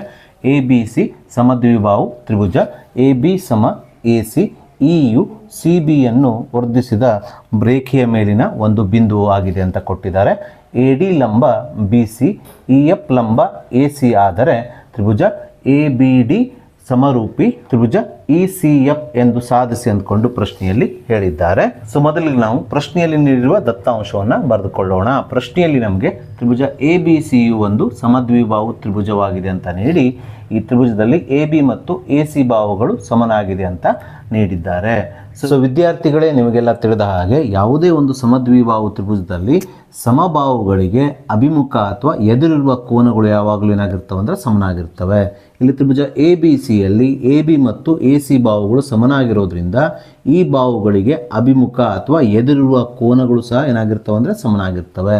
ಆದ್ದರಿಂದ ಇಲ್ಲಿ AB ಬಾಹುವಿಗೆ ಅಭಿಮುಖವಾಗಿರುವ ಕೋನ C, ಅದೇ ರೀತಿ AC ಬಾಹುವಿಗೆ ಅಭಿಮುಖವಾಗಿರುವ ಕೋನ B, ಇವೆರಡು ಕೋನಗಳು ಸಮನಾಗ್ತವೆ. ಅದನ್ನೇ ನಾವಿಲ್ಲಿ ಬರೆದುಕೊಳ್ಳೋಣ. ಕೋನ B ಸಮ ಕೋನ C ಅಂದ್ಕೊಂಡು, ಯಾಕಂದರೆ ಕಾರಣ ಸಮಬಾಹುಗಳಿಗೆ ಅಭಿಮುಖವಾಗಿರುವ ಕೋನಗಳು ಸಮ ಎಂದು ಬರೆಯೋಣ. ಸೊ ಮುಂದಿನ ಹಂತದಲ್ಲಿ ಈ ಕೋನ B ಅನ್ನು ನಾವು ತ್ರಿಭುಜ ABDಯ ಒಳಗಡೆ ಬರುವ ಹಾಗೆ ಕೋನ ABD ಅಂತ ಬರೆದುಕೊಳ್ಳೋಣ. ಈಸ್ ಈಕ್ವಲ್ ಟು ಕೋನ C ಅನ್ನು ನಾವು ತ್ರಿಭುಜ ECFನ ಒಳಗಡೆ ಬರುವ ಹಾಗೆ ಕೋನ ECF ಎಂದು ಬರೆದುಕೊಳ್ಳೋಣ. ಯಾಕಂದರೆ ನಾವು ಈ ಎರಡು ತ್ರಿಭುಜಗಳನ್ನು ಸಮರೂಪಿ ಎಂದು ಸಾಧಿಸಬೇಕಾಗಿದೆ. ಹಾಗಾಗಿ ಈ ಎರಡೂ ಕೋನಗಳು ಈ ತ್ರಿಭುಜದ ಒಳಗಡೆ, ಅಂದರೆ ನಾವು ಸಮರೂಪಿ ಎಂದು ಸಾಧಿಸಬೇಕಾದ ತ್ರಿಭುಜದ ಒಳಗಡೆ ಬರುವ ಹಾಗೆ ಬರೆದುಕೊಳ್ಳೋಣ. ಸೊ ಮುಂದಿನ ಹಂತದಲ್ಲಿ ನಮಗೆ ಪ್ರಶ್ನೆಯಲ್ಲಿ ಸಮರೂಪಿ ಎಂದು ಸಾಧಿಸಲಿಕ್ಕೆ ಹೇಳಿರುವ ತ್ರಿಭುಜ ABD ಮತ್ತು ತ್ರಿಭುಜ ECFಗಳನ್ನು ತೆಗೆದುಕೊಳ್ಳೋಣ. ಅದಕ್ಕೋಸ್ಕರ ನಾನಿಲ್ಲಿ ತ್ರಿಭುಜ ABD ಮತ್ತು ತ್ರಿಭುಜ ECFಗಳಲ್ಲಿ ಅಂತ ಬರೆದುಕೊಂಡಿದ್ದೇನೆ. ನಾವೀಗ ಇವೆರಡು ತ್ರಿಭುಜಗಳಲ್ಲಿ ಯಾವ್ಯಾವ ಅಂಶಗಳು ಸಮನಾಗಿದೆ ಎಂಬುದನ್ನು ನೋಡಿ ಅದರ ಆಧಾರದ ಮೇಲೆ ಇವೆರಡು ತ್ರಿಭುಜಗಳನ್ನು ಸಮರೂಪಿ ಎಂದು ಸಾಧಿಸೋಣ. ಸೊ ತ್ರಿಭುಜ ABD ಮತ್ತು ತ್ರಿಭುಜ ECFಗಳಲ್ಲಿ ತ್ರಿಭುಜ ABDಯ ABD ಕೋನವು ತ್ರಿಭುಜ ECFನ ECF ಕೋನಕ್ಕೆ ಸಮ ಎಂದು ಬರೆದುಕೊಳ್ಳೋಣ. ಕಾರಣ ಇದನ್ನು ನಾವಿಲ್ಲಿ ಸಾಧಿಸಿದ್ದೇವೆ ಆಲ್ರೆಡಿ, ಅದನ್ನೇ ನಾವಿಲ್ಲಿ ಬರೆದುಕೊಳ್ಳೋಣ. ಹಾಗೆಯೇ ಪ್ರಶ್ನೆಯಲ್ಲಿ ನಮಗೆ AD ಲಂಬ BC ಆಗಿ ನೀಡಿರುವುದರಿಂದ ಈ ADಯು BCಗೆ ಲಂಬವಾಗಿರೋದ್ರಿಂದ ಇಲ್ಲಿ D ಕೋನವು ಏನಾಗಿರುತ್ತೆ ಅಂದರೆ 90 ಡಿಗ್ರಿ ಆಗುತ್ತದೆ. ಅಂದರೆ ತ್ರಿಭುಜ ABDಯ ADB ಕೋನವು 90 ಡಿಗ್ರಿ ಆಗುತ್ತದೆ. ಅದೇ ರೀತಿ EF ಲಂಬ AC ಆಗಿ ನೀಡಿರುವುದರಿಂದ EF ACಗೆ ಲಂಬವಾಗಿರೋದ್ರಿಂದ ಇಲ್ಲಿ F ಕೋನವು 90 ಡಿಗ್ರಿ ಆಗುತ್ತದೆ. ಅಂದರೆ ತ್ರಿಭುಜ ECFನಲ್ಲಿ EFC ಕೋನವು 90 ಡಿಗ್ರಿ ಆಗುತ್ತದೆ. ಸೊ ಹಾಗಾಗಿ ನಾವಿಲ್ಲಿ ತ್ರಿಭುಜ ABDಯ ADB ಕೋನ ಈಸ್ ಈಕ್ವಲ್ಸ್ ಟು ತ್ರಿಭುಜ ECFನ EFC ಕೋನ ಈಸ್ ಈಕ್ವಲ್ ಟು 90 ಡಿಗ್ರಿ ಅಂತ ಬರೆದುಕೊಳ್ಳೋಣ. ಯಾಕಂದರೆ ಇವೆರಡು ಕೋನಗಳ ಅಳತೆಗಳು 90 ಡಿಗ್ರಿ ಇರೋದ್ರಿಂದ ಇವೆರಡು ಕೋನಗಳು ಸಮನಾಗುತ್ತವೆ. ಸೊ ಹಾಗಾಗಿ ತ್ರಿಭುಜ ABD ಮತ್ತು ತ್ರಿಭುಜ ECFಗಳಲ್ಲಿ ಎರಡು ಅನುರೂಪ ಕೋನಗಳು ಏನಾದವು ಸಮನಾದವು. ಸೊ ಯಾವುದೇ ಎರಡು ತ್ರಿಭುಜಗಳಲ್ಲಿ ಎರಡು ಅನುರೂಪ ಕೋನಗಳ ಜೋಡಿಗಳು ಸಮನಾಗಿದ್ರೆ ಕೋನ ಅಂದರೆ ಕೋ ಅಥವಾ AA ಸಮರೂಪತೆಯ ನಿರ್ಧಾರಕ ಗುಣದ ಪ್ರಕಾರ ಆ ಎರಡು ತ್ರಿಭುಜಗಳು ಏನಾಗಿರ್ತವೆ ಅಂದರೆ ಸಮರೂಪಿ ತ್ರಿಭುಜಗಳಾಗ್ತವೆ. ಇಲ್ಲೂ ಸಹ ತ್ರಿಭುಜ ABD ಮತ್ತು ತ್ರಿಭುಜ ECFಗಳ ಎರಡು ಅನುರೂಪ ಕೋನಗಳ ಜೋಡಿಗಳು ಸಮನಾಗಿರೋದ್ರಿಂದ AA ಅಥವಾ ಕೋನ ಸಮರೂಪತೆ ನಿರ್ಧಾರಕ ಗುಣದ ಪ್ರಕಾರ ತ್ರಿಭುಜ ABD ಮತ್ತು ತ್ರಿಭುಜ ECFಗಳು ಸಮರೂಪಿ ತ್ರಿಭುಜಗಳಾಗುತ್ತವೆ. ಅದನ್ನೇ ನಾವಿಲ್ಲಿ ಬರೆದುಕೊಳ್ಳೋಣ. ತ್ರಿಭುಜ ABD ಸಮರೂಪಿ ತ್ರಿಭುಜ ECF ಎಂದು. ಸೊ ಇದನ್ನೇ ನಮಗೆ ಪ್ರಶ್ನೆಯಲ್ಲಿ ಸಾಧಿಸಲಿಕ್ಕೆ ನೀಡಿದ್ದು. ಸೊ ಹಾಗೆ ನಾವೀಗ ಈ ವರ್ಷದ LBA ನೋಟ್ಸ್ ಅಲ್ಲಿರುವ ಕೊನೆಯ 2 ಮಾರ್ಕ್ಸಿನ ಇಂಪಾರ್ಟೆಂಟ್ ಪ್ರಶ್ನೆಯನ್ನ ತೆಗೆದುಕೊಳ್ಳೋಣ. ಪ್ರಶ್ನೆ ಈ ರೀತಿಯಾಗಿದೆ. ಚಿತ್ರದಲ್ಲಿ ಇಲ್ಲಿ ನಮಗೊಂದು ಚಿತ್ರವನ್ನು ಕೊಟ್ಟಿದ್ದಾರೆ. QR ಭಾಗಿಸು QS is equals to QT ಭಾಗಿಸು PR ಮತ್ತು ಕೋನ 1 ಅಂದರೆ ಕೋನ Q ಈಸ್ ಈಕ್ವಲ್ ಟು ಕೋನ 2 ಅಂದರೆ ಕೋನ PRQ ಆದರೆ ತ್ರಿಭುಜ PQS ಸಮರೂಪಿ ತ್ರಿಭುಜ TQR ಎಂದು ಸಾಧಿಸಲಿಕ್ಕೆ ನಮಗೆ ಪ್ರಶ್ನೆಯಲ್ಲಿ ಹೇಳಿದ್ದಾರೆ. ಸೊ ಪ್ರಶ್ನೆಯಲ್ಲಿ ನಮಗೆ ಕೋನ 1 ಸಮ ಕೋನ 2 ಅಂತ ನೀಡಿದ್ದಾರೆ. ಈ ಕೋನ 1 ಮತ್ತು ಕೋನ 2 ತ್ರಿಭುಜ PQR ಅಲ್ಲಿ ಬರ್ತಾ ಇದೆ. ಹಾಗಾಗಿ ನಾವಿಲ್ಲಿ ತ್ರಿಭುಜ PQRನಲ್ಲಿ ಕೋನ PQR ಸಮ ಕೋನ PRQ ಅಂತ ಬರೆದುಕೊಳ್ಬೋದು. ಅದನ್ನೇ ನಾನಿಲ್ಲಿ ಬರೆದುಕೊಂಡಿದ್ದೇನೆ. ತ್ರಿಭುಜ PQRನಲ್ಲಿ ಕೋನ ಪಿ ಕ್ಯೂ ಆರ್ ಅಂದರೆ ಕೋನ 1 ಈಸ್ ಈಕ್ವಲ್ಸ್ ಟು ಕೋನ ಪಿ ಆರ್ ಕ್ಯೂ ಎಂದು ಬರೆದುಕೊಂಡಿದ್ದೇನೆ. ಕಾರಣ ನಮಗೆ ದತ್ತದಲ್ಲಿ ಕೋನ 1 ಸಮ ಕೋನ 2 ಅಂತ ನೀಡಿದ್ದಾರೆ. ಕೋನ 1 ಅಂದರೆ ಕೋನ ಪಿ ಕ್ಯೂ ಆರ್, ಕೋನ 2 ಅಂದರೆ ಕೋನ ಪಿ ಆರ್ ಕ್ಯೂ. ಸೊ ವಿದ್ಯಾರ್ಥಿಗಳೇ, ನಿಮಗೆಲ್ಲ ತಿಳಿದ ಹಾಗೆ ಒಂದು ತ್ರಿಭುಜದಲ್ಲಿ ಯಾವುದಾದ್ರೂ ಎರಡು ಕೋನಗಳು ಸಮನಾಗಿದ್ದರೆ ಅದಕ್ಕೆ ಅಭಿಮುಖ ಅಥವಾ ಎದುರಿರುವ ಬಾಹುಗಳು ಏನಾಗಿರ್ತವೆ ಅಂದರೆ ಸಮನಾಗಿರ್ತವೆ. ಹಾಗಾಗಿ ಇಲ್ಲಿ ತ್ರಿಭುಜ ಪಿ ಕ್ಯೂ ಆರ್ನಲ್ಲಿ ಕೋನ 1 ಮತ್ತು ಕೋನ 2ಗಳು ಸಮನಾಗಿರೋದ್ರಿಂದ ಇವುಗಳಿಗೆ ಅಭಿಮುಖ ಅಥವಾ ಎದುರಿರುವ ಬಾಹುಗಳಾದ ಪಿ ಕ್ಯೂ ಹಾಗೆ ಪಿ ಆರ್ ಬಾಹುಗಳು ಏನಾಗಿರ್ತವೆ ಅಂದರೆ ಸಮನಾಗ್ತವೆ. ಅದನ್ನೇ ನಾವಿಲ್ಲಿ ಬರೆದುಕೊಳ್ಳೋಣ, ಪಿ ಕ್ಯೂ ಸಮ ಪಿ ಆರ್ ಎಂದು. ಹಾಗೆ ಇದನ್ನು ನಾವು ಸಮೀಕರಣ 1 ಆಗಿ ತೆಗೆದುಕೊಳ್ಳೋಣ. ಸೊ ಹಾಗೆ ಪ್ರಶ್ನೆಯಲ್ಲಿ ನಮಗೆ ಕ್ಯೂ ಆರ್ ಭಾಗಿಸು Q S is equal to Q T ಭಾಗಿಸು ಪಿ ಆರ್ ಅಂತ ಕೊಟ್ಟಿದ್ದಾರೆ. ಇದನ್ನು ನಾವಿಲ್ಲಿ ಬರೆದುಕೊಳ್ಳೋಣ. ಕಾರಣ ಪ್ರಶ್ನೆಯಲ್ಲಿ ಇದನ್ನು ನೀಡಿರೋದ್ರಿಂದ ದತ್ತ ಎಂದು ಬರೆಯೋಣ. ಆದರೆ ಸಮೀಕರಣ 1ರಲ್ಲಿ ಪಿ ಆರ್ ಪಿ ಕ್ಯೂಗೆ ಸಮನಾಗಿರೋದ್ರಿಂದ ಈ ಅನುಪಾತ ರೂಪದ ಸಮೀಕರಣದ ಬಲಭಾಗದ ಛೇದದಲ್ಲಿರುವ ಪಿ ಆರ್ ಸ್ಥಾನದಲ್ಲಿ ನಾವು ಪಿ ಆರ್ಗೆ ಸಮನಾಗಿರುವ ಪಿ ಕ್ಯೂ ಅನ್ನು ಆದೇಶಿಸಿ ಇದರ ಮುಂದಿನ ಹಂತವನ್ನು, ಇದರ ಮುಂದಿನ ಅನುಪಾತವನ್ನು ಬರೆಯಬೇಕು. ಹಾಗೆ ಬರೆದಾಗ ಇದರ ಮುಂದಿನ ಹಂತವು ಕ್ಯೂ ಆರ್ ಭಾಗಿಸು Q S is equals to Q T ಭಾಗಿಸು ಪಿ ಆರ್ ಸ್ಥಾನದಲ್ಲಿ ಏನು ಬರೆದುಕೊಳ್ಬೇಕು, ಸಮೀಕರಣ 1ರಲ್ಲಿ ಪಿ ಆರ್ ಸಮ ಪಿ ಕ್ಯೂ ಆಗಿರೋದ್ರಿಂದ ಪಿ ಆರ್ ಸ್ಥಾನದಲ್ಲಿ ಪಿ ಆರ್ಗೆ ಸಮನಾಗಿರುವ ಪಿ ಕ್ಯೂ ಅನ್ನು ಛೇದದಲ್ಲಿ ಈ ರೀತಿಯಾಗಿ ಬರೆದುಕೊಳ್ಬೇಕು. ಸೊ ಮುಂದಿನ ಹಂತದಲ್ಲಿ ನಾವು ಸಮರೂಪಿ ಎಂದು ಸಾಧಿಸಬೇಕಾಗಿದ್ದ ಪಿ ಕ್ಯೂ ಆರ್ ಮತ್ತು ಟಿ ಕ್ಯೂ ಆರ್ ಈ ತ್ರಿಭುಜಗಳನ್ನು ತೆಗೆದುಕೊಳ್ಳೋಣ. ಅದಕ್ಕೋಸ್ಕರ ನಾನಿಲ್ಲಿ ತ್ರಿಭುಜ ಪಿ ಕ್ಯೂ ಎಸ್ ಮತ್ತು ತ್ರಿಭುಜ ಟಿ ಕ್ಯೂ ಆರ್ಗಳಲ್ಲಿ ಅಂತ ಬರೆದುಕೊಂಡಿದ್ದೇನೆ. ಈ ತ್ರಿಭುಜಗಳಲ್ಲಿ ಯಾವ್ಯಾವ ಅಂಶಗಳು ನಾವೀಗ ಸಮನಾಗಿದೆ ಎಂಬುದನ್ನು ನೋಡಿ ಅದರ ಆಧಾರದ ಮೇಲೆ ಈ ತ್ರಿಭುಜಗಳನ್ನು ಸಮರೂಪಿ ಅಂತ ಸಾಧಿಸೋಣ. ನಾವಿಲ್ಲಿ ತ್ರಿಭುಜ ಟಿ ಕ್ಯೂ ಆರ್ ಮತ್ತು ಪಿ ಕ್ಯೂ ಎಸ್ಗಳ ಅನುರೂಪ ಬಾಹುಗಳ ಅನುಪಾತವನ್ನು ಆಲ್ರೆಡಿ ಸಮ ಎಂದು ಸಾಧಿಸ್ತೇವೆ. ಅಂದರೆ ತ್ರಿಭುಜ ಟಿ ಕ್ಯೂ ಆರ್ನ ಕ್ಯೂ ಆರ್ ಬಾಹುವಿಗೆ ತ್ರಿಭುಜ ಪಿ ಕ್ಯೂ ಎಸ್ನ ಅನುರೂಪವಾದ ಕ್ಯೂ ಎಸ್ ಬಾಹುವಿನ ಅನುಪಾತ ಅಂದರೆ ಕ್ಯೂ ಆರ್ ಭಾಗಿಸು ಕ್ಯೂ ಎಸ್ ಇದು ಯಾವ್ದು ಸಮನಾಗಿದೆ ಅಂದರೆ ತ್ರಿಭುಜ ಟಿ ಕ್ಯೂ ಆರ್ನ ಟಿ ಕ್ಯೂ ಬಾಹುವಿಗೆ ತ್ರಿಭುಜ ಪಿ ಕ್ಯೂ ಎಸ್ನ ಅನುರೂಪವಾದ ಬಾಹು ಪಿ ಕ್ಯೂಗಳ ಅನುಪಾತ ಅಂದರೆ ಕ್ಯೂ ಟಿ ಭಾಗಿಸು ಪಿ ಕ್ಯೂ ಎಂದು ಬರೆದುಕೊಂಡಿದ್ದೇವೆ. ಅಂದರೆ ಈ ಎರಡೂ ತ್ರಿಭುಜಗಳ ಅನುರೂಪ ಬಾಹುಗಳ ಅನುಪಾತಗಳನ್ನು ಸಮ ಎಂದು ಇಲ್ಲಿ ಆಲ್ರೆಡಿ ಇಲ್ಲಿ ಸಾಧಿಸುತ್ತೇವೆ. ಹಾಗಾಗಿ ಇದನ್ನು ನಾವಿಲ್ಲಿ ಬರೆದುಕೊಳ್ಳೋಣ. ಹಾಗೆ ಇಲ್ಲಿ ಕೋನ ಕ್ಯೂ ಅಥವಾ ಕೋನ 1 ತ್ರಿಭುಜ ಪಿ ಕ್ಯೂ ಆರ್ ಅಲ್ಲೂ ಇದೆ, ಅದೇ ರೀತಿ ತ್ರಿಭುಜ ಪಿ ಕ್ಯೂ ಎಸ್ ಅಲ್ಲೂ ಇರೋದ್ರಿಂದ ಇಲ್ಲಿ ಕೋನ ಕ್ಯೂ ಅಥವಾ ಕೋನ 1 ಉಭಯ ಸಾಮಾನ್ಯ ಕೋನವಾಗಿದೆ. ಹಾಗಾಗಿ ನಾವಿಲ್ಲಿ ಕೋನ ಕ್ಯೂ ಈಸ್ ಈಕ್ವಲ್ ಟು ಕೋನ ಕ್ಯೂ ಅಂತ ಬರೆದುಕೊಳ್ಳೋಣ. ಕಾರಣ ಉಭಯ ಸಾಮಾನ್ಯ ಕೋನ ಎಂದು ಬರೆಯೋಣ. ಸೊ ಹೀಗೆ ಈ ಎರಡೂ ತ್ರಿಭುಜಗಳ ಅಂದರೆ ತ್ರಿಭುಜ ಪಿ ಕ್ಯೂ ಎಸ್ ಮತ್ತು ತ್ರಿಭುಜ ಟಿ ಕ್ಯೂ ಆರ್ಗಳ ಎರಡು ಬಾಹುಗಳ ಅನುಪಾತಗಳು ಸಮನಾಗಿದೆ, ಜೊತೆಗೆ ಒಂದು ಕೋನವು ಸಮನಾಗಿರೋದ್ರಿಂದ ಬಾಹು ಕೋನ ಬಾಹು ಅಂದರೆ ಬಾಕೋಬ ಸಮರೂಪತೆ ನಿರ್ಧಾರಕ ಗುಣದ ಪ್ರಕಾರ ಇವೆರಡು ತ್ರಿಭುಜಗಳು ಸಮರೂಪಿ ತ್ರಿಭುಜಗಳಾಗ್ತವೆ. ಹಾಗಾಗಿ ಇಲ್ಲಿ ತ್ರಿಭುಜ ಪಿ ಕ್ಯೂ ಎಸ್ ಮತ್ತು ತ್ರಿಭುಜ ಟಿ ಕ್ಯೂ ಆರ್ಗಳಲ್ಲಿ ಎರಡು ಬಾಹುಗಳ ಅನುಪಾತಗಳು ಸಮನಾಗಿದ್ದು ಒಂದು ಕೋನ ಸಮನಾಗಿರೋದ್ರಿಂದ ಈ ತ್ರಿಭುಜಗಳು ಬಾಕೋಬ ಸಮರೂಪತೆ ನಿರ್ಧಾರಕ ಗುಣದ ಪ್ರಕಾರ ಸಮರೂಪಿ ತ್ರಿಭುಜಗಳಾಗ್ತವೆ. ಹಾಗಾಗಿ ನಾವಿಲ್ಲಿ ತ್ರಿಭುಜ ಪಿ ಕ್ಯೂ ಎಸ್ ಸಮರೂಪಿ ತ್ರಿಭುಜ ಟಿ ಕ್ಯೂ ಆರ್ ಎಂದು ಬರೆದುಕೊಳ್ಳೋಣ. ಇದನ್ನೇ ನಾವು ಪ್ರಶ್ನೆಯಲ್ಲಿ ಸಾಧಿಸಬೇಕಿತ್ತು. ಸೊ ಹಾಗೆ ನಾವೀಗ ಈ ವರ್ಷದ ಕರ್ನಾಟಕ ಶಾಲಾ ಪರೀಕ್ಷೆ ಮತ್ತು ಮೌಲ್ಯ ನಿರ್ಣಯ ಮಂಡಳಿ ಬಿಡುಗಡೆ ಮಾಡಿರುವ ಮಾಡೆಲ್ ಕ್ವಶನ್ ಪೇಪರ್ 1ರಲ್ಲಿರುವ ಒಂದು 3 ಮಾರ್ಕ್ಸ್ನ ಇಂಪಾರ್ಟೆಂಟ್ ಪ್ರಶ್ನೆಯನ್ನು ತೆಗೆದುಕೊಳ್ಳೋಣ. ಪ್ರಶ್ನೆ ಈ ರೀತಿಯಾಗಿದೆ. ಎ ಬಿ ಸಿ ಒಂದು ಲಂಬಕೋನ ತ್ರಿಭುಜ, ಕೋನ B S is equal to 90 degree ಮತ್ತು ಎ ಡಿ ಲಂಬ ಬಿ ಸಿ ಆದರೆ ಎ ಬಿ ದ ವರ್ಗ is equal to B C into B D ಎಂದು ಸಾಧಿಸಿ ಅಂದ್ಕೊಂಡು ಪ್ರಶ್ನೆಯಲ್ಲಿ ಕೇಳಿದ್ದಾರೆ. ಸೊ ಈ ಪ್ರಶ್ನೆಗೆ ಸಂಬಂಧಿಸಿದ ಯಾವುದೇ ಚಿತ್ರವನ್ನು ನಮಗೆ ನೀಡಿಲ್ಲ. ಹಾಗಾಗಿ ನಾವು ಪ್ರಶ್ನೆಯಲ್ಲಿ ನೀಡಿರುವ ದತ್ತಾಂಶದ ಆಧಾರದ ಮೇಲೆ ಒಂದು ಲಂಬಕೋನ ತ್ರಿಭುಜವನ್ನು ಬಿಡಿಸಿಕೊಳ್ಳೋಣ.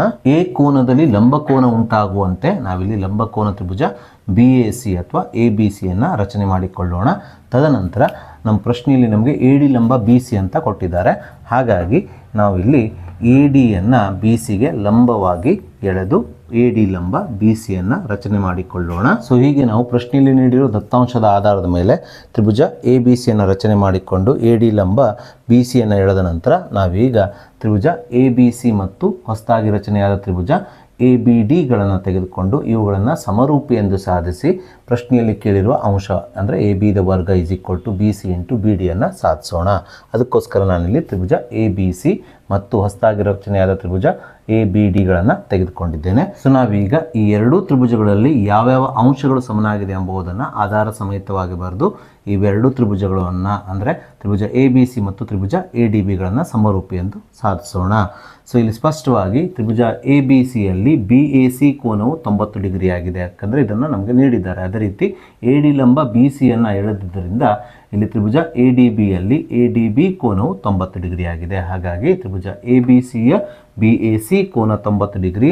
ಅದೇ ರೀತಿ ತ್ರಿಭುಜ ADBಯ ADB ಕೋನವು 90 ಡಿಗ್ರಿ ಇರೋದ್ರಿಂದ ಇವೆರಡು ಕೋನಗಳು ಸಮನಾಗ್ತವೆ. ಹಾಗಾಗಿ ನಾನಿಲ್ಲಿ ಕೋನ BAC = ಕೋನ ADB = 90 ಡಿಗ್ರಿ ಅಂತ ಬರೆದುಕೊಂಡಿದ್ದೇನೆ. ಅದೇ ರೀತಿ ಈ B ಕೋನವು ತ್ರಿಭುಜ BACಯಲ್ಲೂ ಇದೆ, ಅದೇ ರೀತಿ ತ್ರಿಭುಜ ADBಯಲ್ಲೂ ಇರೋದ್ರಿಂದ ಇದೊಂದು ಉಭಯ ಸಾಮಾನ್ಯ ಕೋನವಾಗಿದೆ. ಸೊ ಆದ್ದರಿಂದ ನಾವಿಲ್ಲಿ ಕೋನ B = ಕೋನ B ಎಂದು ಬರೆದುಕೊಳ್ಳೋಣ, ಕಾರಣ ಉಭಯ ಸಾಮಾನ್ಯ ಕೋನ ಎಂದು ಬರೆಯೋಣ. ಸೊ ಹೀಗೆ ತ್ರಿಭುಜ ABC ಮತ್ತು ತ್ರಿಭುಜ ADBಗಳಲ್ಲಿ ಎರಡು ಅನುರೂಪ ಕೋನಗಳ ಜೋಡಿಗಳು ಸಮನಾಗಿರೋದ್ರಿಂದ ಕೋನ ಸಮರೂಪತೆ ನಿರ್ಧಾರಕ ಗುಣದ ಪ್ರಕಾರ ತ್ರಿಭುಜ ABC ಮತ್ತು ತ್ರಿಭುಜ ADBಗಳು ಸಮರೂಪಿ ತ್ರಿಭುಜಗಳಾಗ್ತವೆ. ಅದನ್ನೇ ನಾವಿಲ್ಲಿ ಬರೆದುಕೊಳ್ಳೋಣ, ತ್ರಿಭುಜ ABC ಸಮರೂಪಿ ತ್ರಿಭುಜ ADB ಅಂದ್ಕೊಂಡು.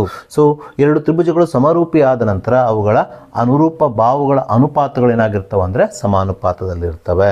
ಸೊ ಹಾಗಾಗಿ ತ್ರಿಭುಜ ABCಯ AB ಬಾವಿಗೆ ಅನುರೂಪವಾದ ತ್ರಿಭುಜ ABDಯ BD ಬಾವಿನ ಅನುಪಾತ ಅಂದರೆ AB/BD = ತ್ರಿಭುಜ ABCಯ BC ಬಾವಿಗೆ ಅನುರೂಪವಾದ ತ್ರಿಭುಜ ADBಯ AB ಬಾವಿನ ಅನುಪಾತ ಅಂದರೆ BC/AB ಅಂತ ಬರೆದುಕೊಳ್ಳೋಣ.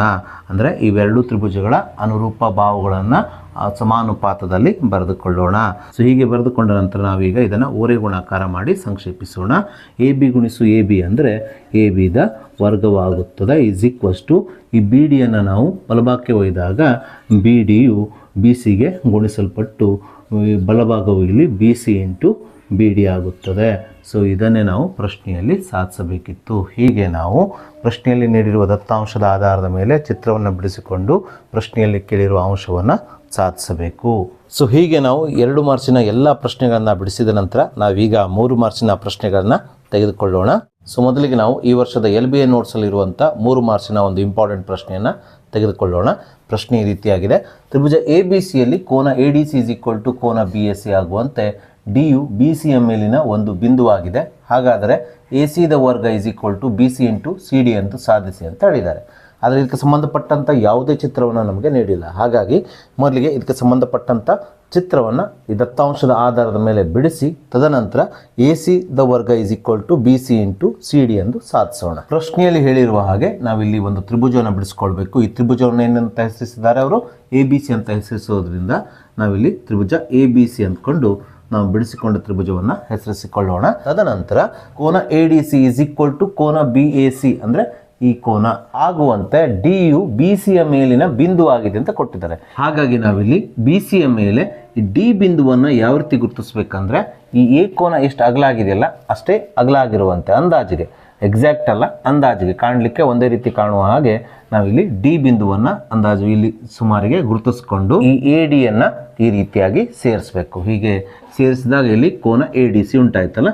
ಸೊ ಈ ಕೋನ ಮತ್ತು ಈ A ಕೋನ ಅಂದರೆ BAC ಕೋನ ಎರಡು ಒಂದೇ ರೀತಿ ಕಾಣುವ ಹಾಗೆ ಇರಲಿ. ಸೊ ಈ ರೀತಿ ನೀವು ತ್ರಿಭುಜ ABCಯನ್ನು ರಚಿಸಿಕೊಂಡು ತದನಂತರ ಕೋನ BAC ಸಮ ಕೋನ ADC ಆಗುವಂತೆ BCಯ ಮೇಲೆ ಡಿ ಬಿಂದುವನ್ನು ಗುರುತಿಸಿಕೊಂಡು ಈ ರೀತಿ ಚಿತ್ರವನ್ನು ಹಾಕಿಕೊಳ್ಳಬೇಕು. ಸೊ ಹೀಗೆ ನಾವು ಚಿತ್ರವನ್ನು ರಚನೆ ಮಾಡಿಕೊಂಡ ನಂತರ ನಾವೀಗ 2 ತ್ರಿಭುಜಗಳನ್ನು ತೆಗೆದುಕೊಳ್ಬೇಕು. ಆ ತ್ರಿಭುಜಗಳು ಯಾವುದ್ಯಾವುದು ಅಂದರೆ ತ್ರಿಭುಜ ABC ಮತ್ತು ತ್ರಿಭುಜ ADC.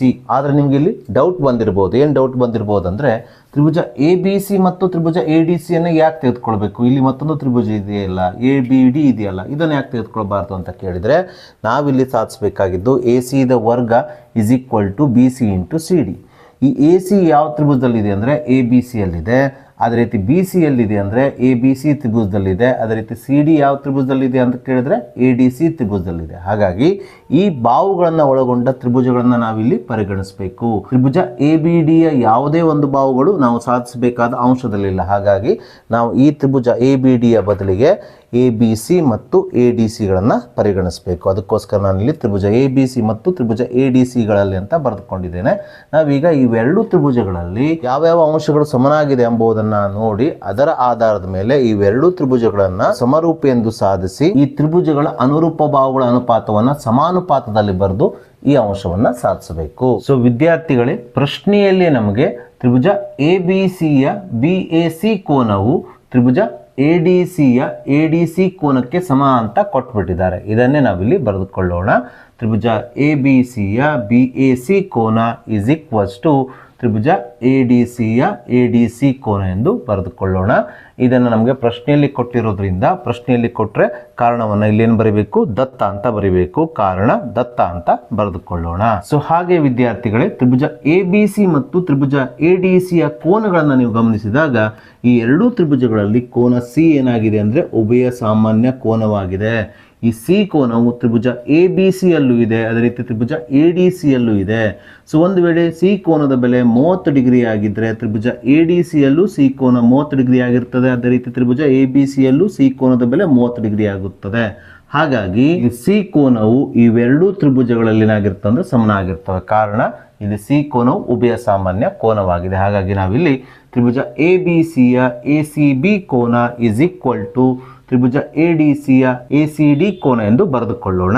ಕಾರಣ ಉಭಯ ಸಾಮಾನ್ಯ ಕೋನ ಎಂದು ಬರೆಯೋಣ.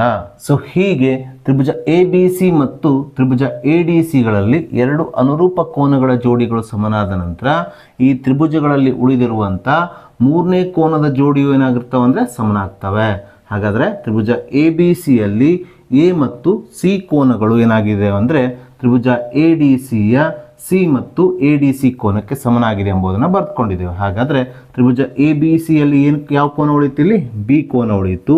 ಈ ಕೋನವು ತ್ರಿಭುಜ ಎ ಡಿ ಸಿಯಲ್ಲಿ ಸಿ ಮತ್ತು ಡಿ ಅನ್ನು ಆಲ್ರೆಡಿ ಇಲ್ಲಿ ನಾವು ತೆಗೆದುಕೊಂಡಿದ್ದೇವೆ. ಸೊ ಈ ತ್ರಿಭುಜ ಎ ಡಿ ಸಿಯಲ್ಲಿ ಯಾವ ಕೋನ ಉಳಿಯಿತು? ಎ ಕೋನ ಉಳಿಯಿತು, ಅಂದರೆ ಡಿ ಎ ಸಿ ಕೋನ ಉಳಿಯಿತು.